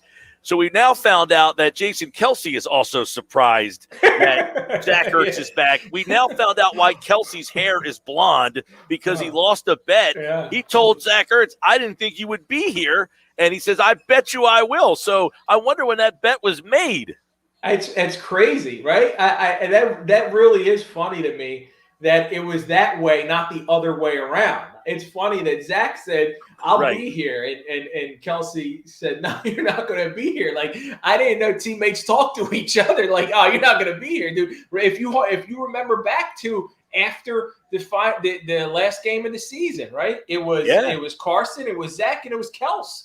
It was Jason Kelce. It was the three of those guys who were out there on the field for like an hour or two after the game. And Carson's gone, and I guess Jason thought that Zach was going to follow him out the door, and we all did. But ain't that cool, man? I think if the Eagles start to win here, start developing, if they go on some sort of like 3-1 start, 4-2, they got a tough schedule too. You're going to see a lot more blondes in that locker room. And that might filter to the fan base. Mike, may you somehow lose a bet to do your hair blonde? Is there anything that you can do? No, I was a towhead when I was a kid, man. My hair was jet white, man, and it went away and it never went back. I'm not going back to blonde. You got a nice head of hair, though, for the blonde look. And what are you down in Florida now, man? Everybody's got blonde hair. My wife will kill me, but if I told her I lost a bet, I mean, hey, you got to be a man of your word. So. Oh, man. Rob Motti from the Associated Press covers the NFL, the Eagles. Looking at the Eagles and the Niners. We'll get to a couple thoughts on the NFL in just a second. Last one on the Eagles because, one thing, Mailata, everybody's loving this guy. He's got a personality. He's drinking beers with the people in the crowd, him and Kelce. So he's obviously endearing himself. But he's going against Nick Bosa. So this is, hey, man, this matchup might be the one that really dictates how they can run their offense. It's going to be a really tough test for him, and I'm very excited to see how he holds up against Nick Bosa. Do they give him help, Mike, right? I mean, Nick Bosa is a terrific end who last year he was injured, but the year before he had 9 sacks. So is it going to be Jordan Mailata out on that island one-on-one with Nick Bosa? Do they chip? Do they give him help? What do they do there? And how does he match up, man? I'm willing to bet on this guy. Everything that he's done since he's been here, since he's worked his way into the starting lineup, since he's taken control of that job, since he's earned himself that paycheck that I thought was a little too soon. But hey, that's fine. It's their money. Let them spend it however they want. I love his attitude. I love his willingness to get better, and he's humble. And my man's a beast. I always wanted to see him catch a football and run with it, Mike. I'm telling you, dude. That's still that tackle eligible. Still, it's got to be in the playbook. Got to. Michael Buffer tweeted it out. Did you see this? Buffer he tweeted it out. He said, the Eagles have to use this guy like fridge. You know, he tweets out the highlights of him in rugby. I actually, Rob, I get it. I liken him to Joel Embiid, a guy with just no experience, but just the raw skill.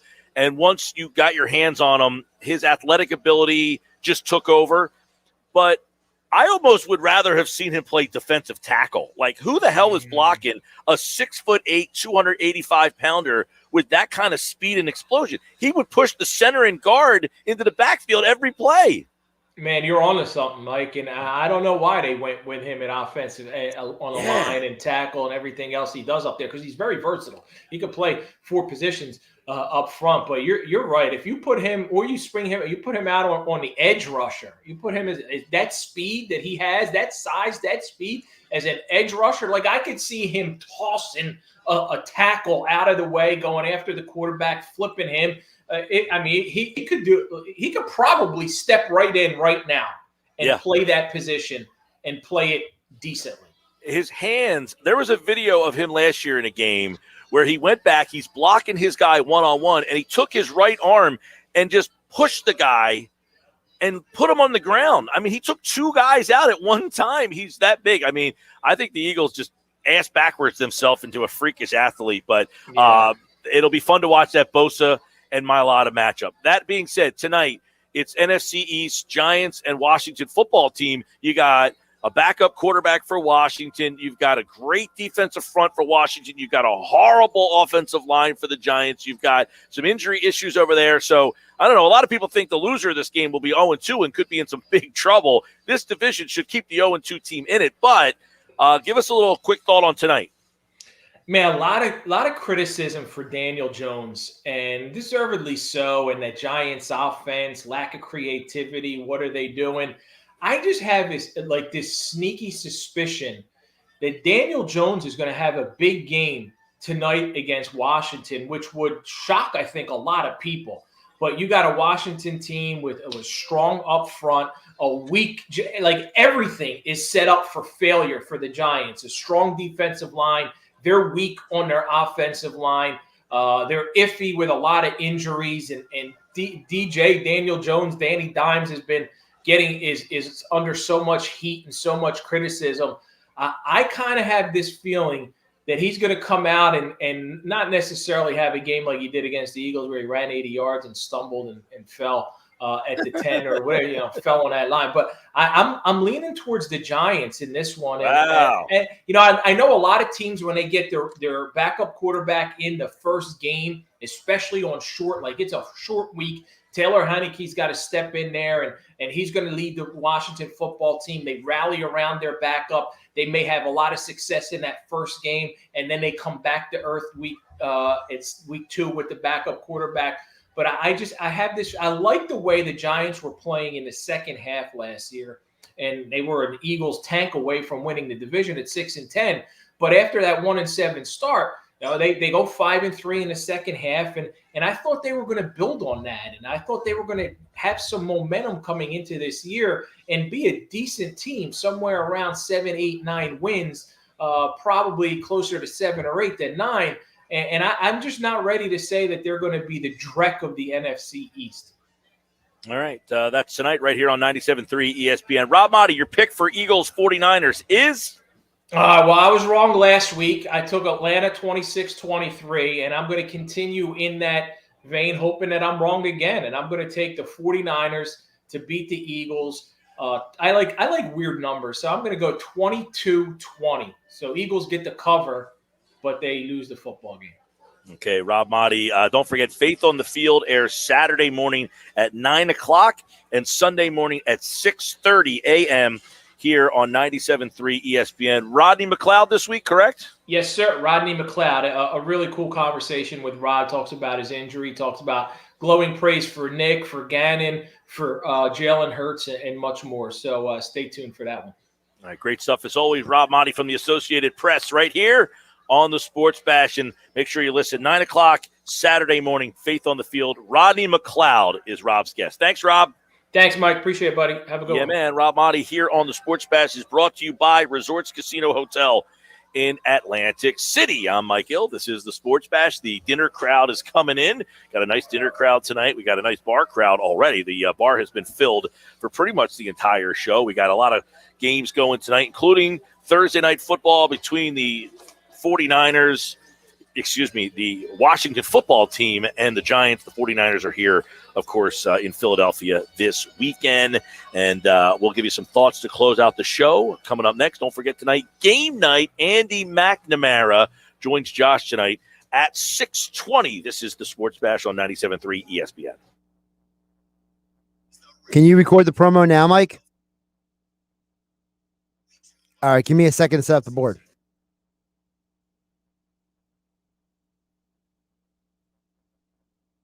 I would just say, give me a sec to set up the board.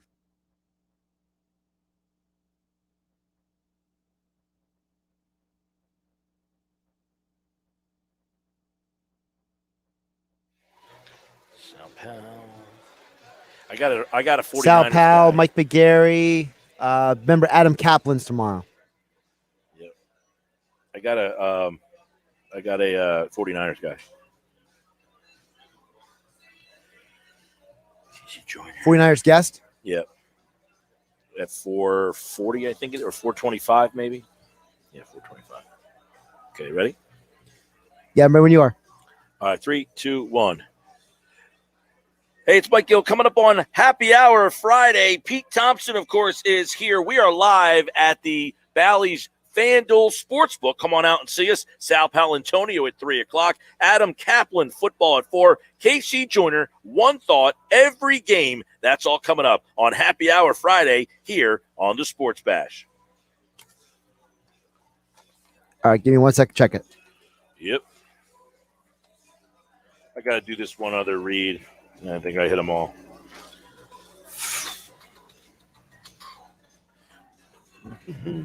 Whoa. Yep, we're good. All right. Jordan Mailata named Week 1 NFL Way to Play recipient.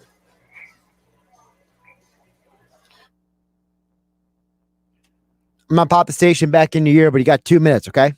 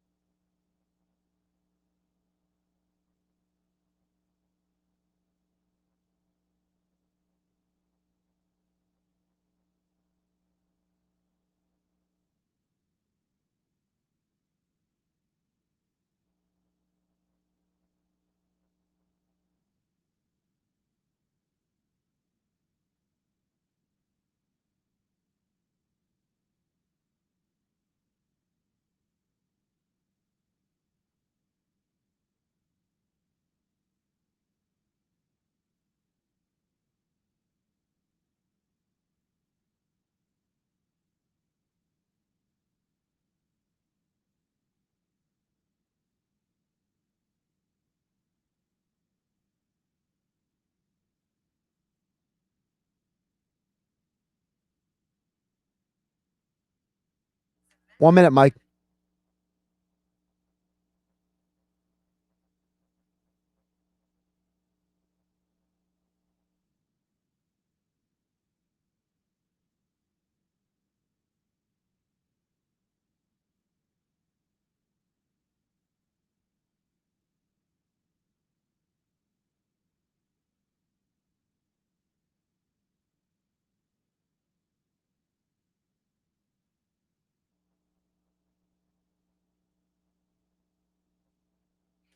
In the break or in the segment? You're gonna have about 4 minutes. That's including the music bed.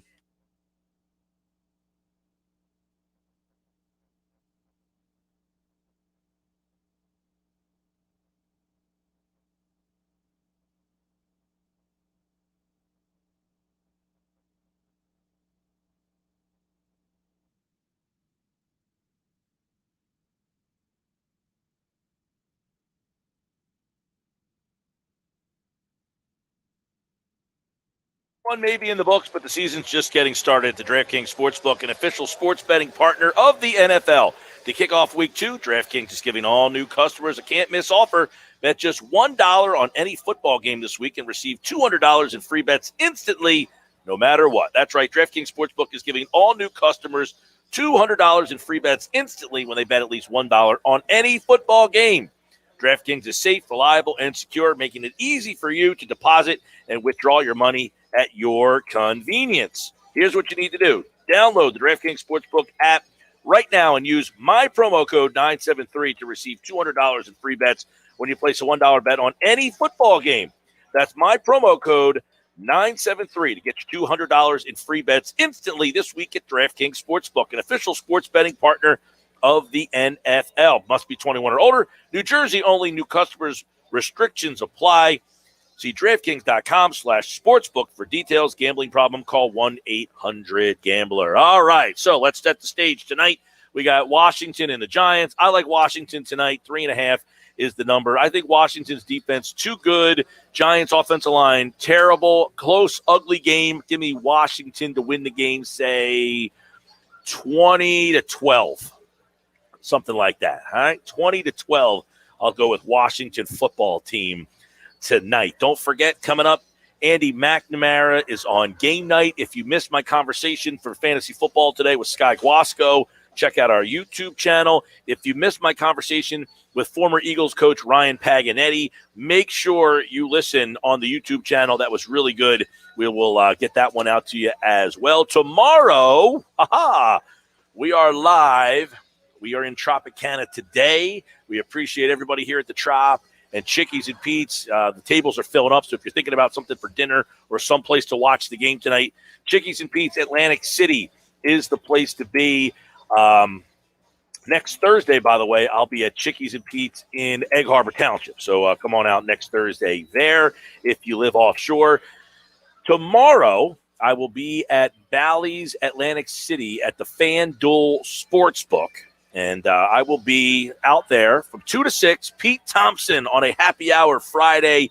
He will be joining me from 4 to 6 live. So if you want to come on out and see me and the PT, come on out tomorrow. 4 o'clock, I will be live at the FanDuel Sportsbook tomorrow. And it's a great chance for you to prop swap. Come on out to the FanDuel Sportsbook, get a futures bet, and prop swap that sucker. All right, that'll do it for me. Josh is up next with game night. He's got Andy McNamara coming up in about 25 minutes from now. I'm back tomorrow at 2. We've got Giants and Washington football team tonight. 30 seconds. Sunday, we've got a triple header. Eagles, Niners, Cowboys, Chargers, and the Sunday night football game, which is Kansas City and Baltimore. That's what we got coming up this weekend. I'm Mike Gill. This is the Sports Bash Live on 97.3 ESPN. Thanks to the people at Chickies 10 seconds. And Pete's. I'll be back here next Thursday in Egg Harbor Township. 5 seconds. Have a great night, everybody. Talk to you tomorrow.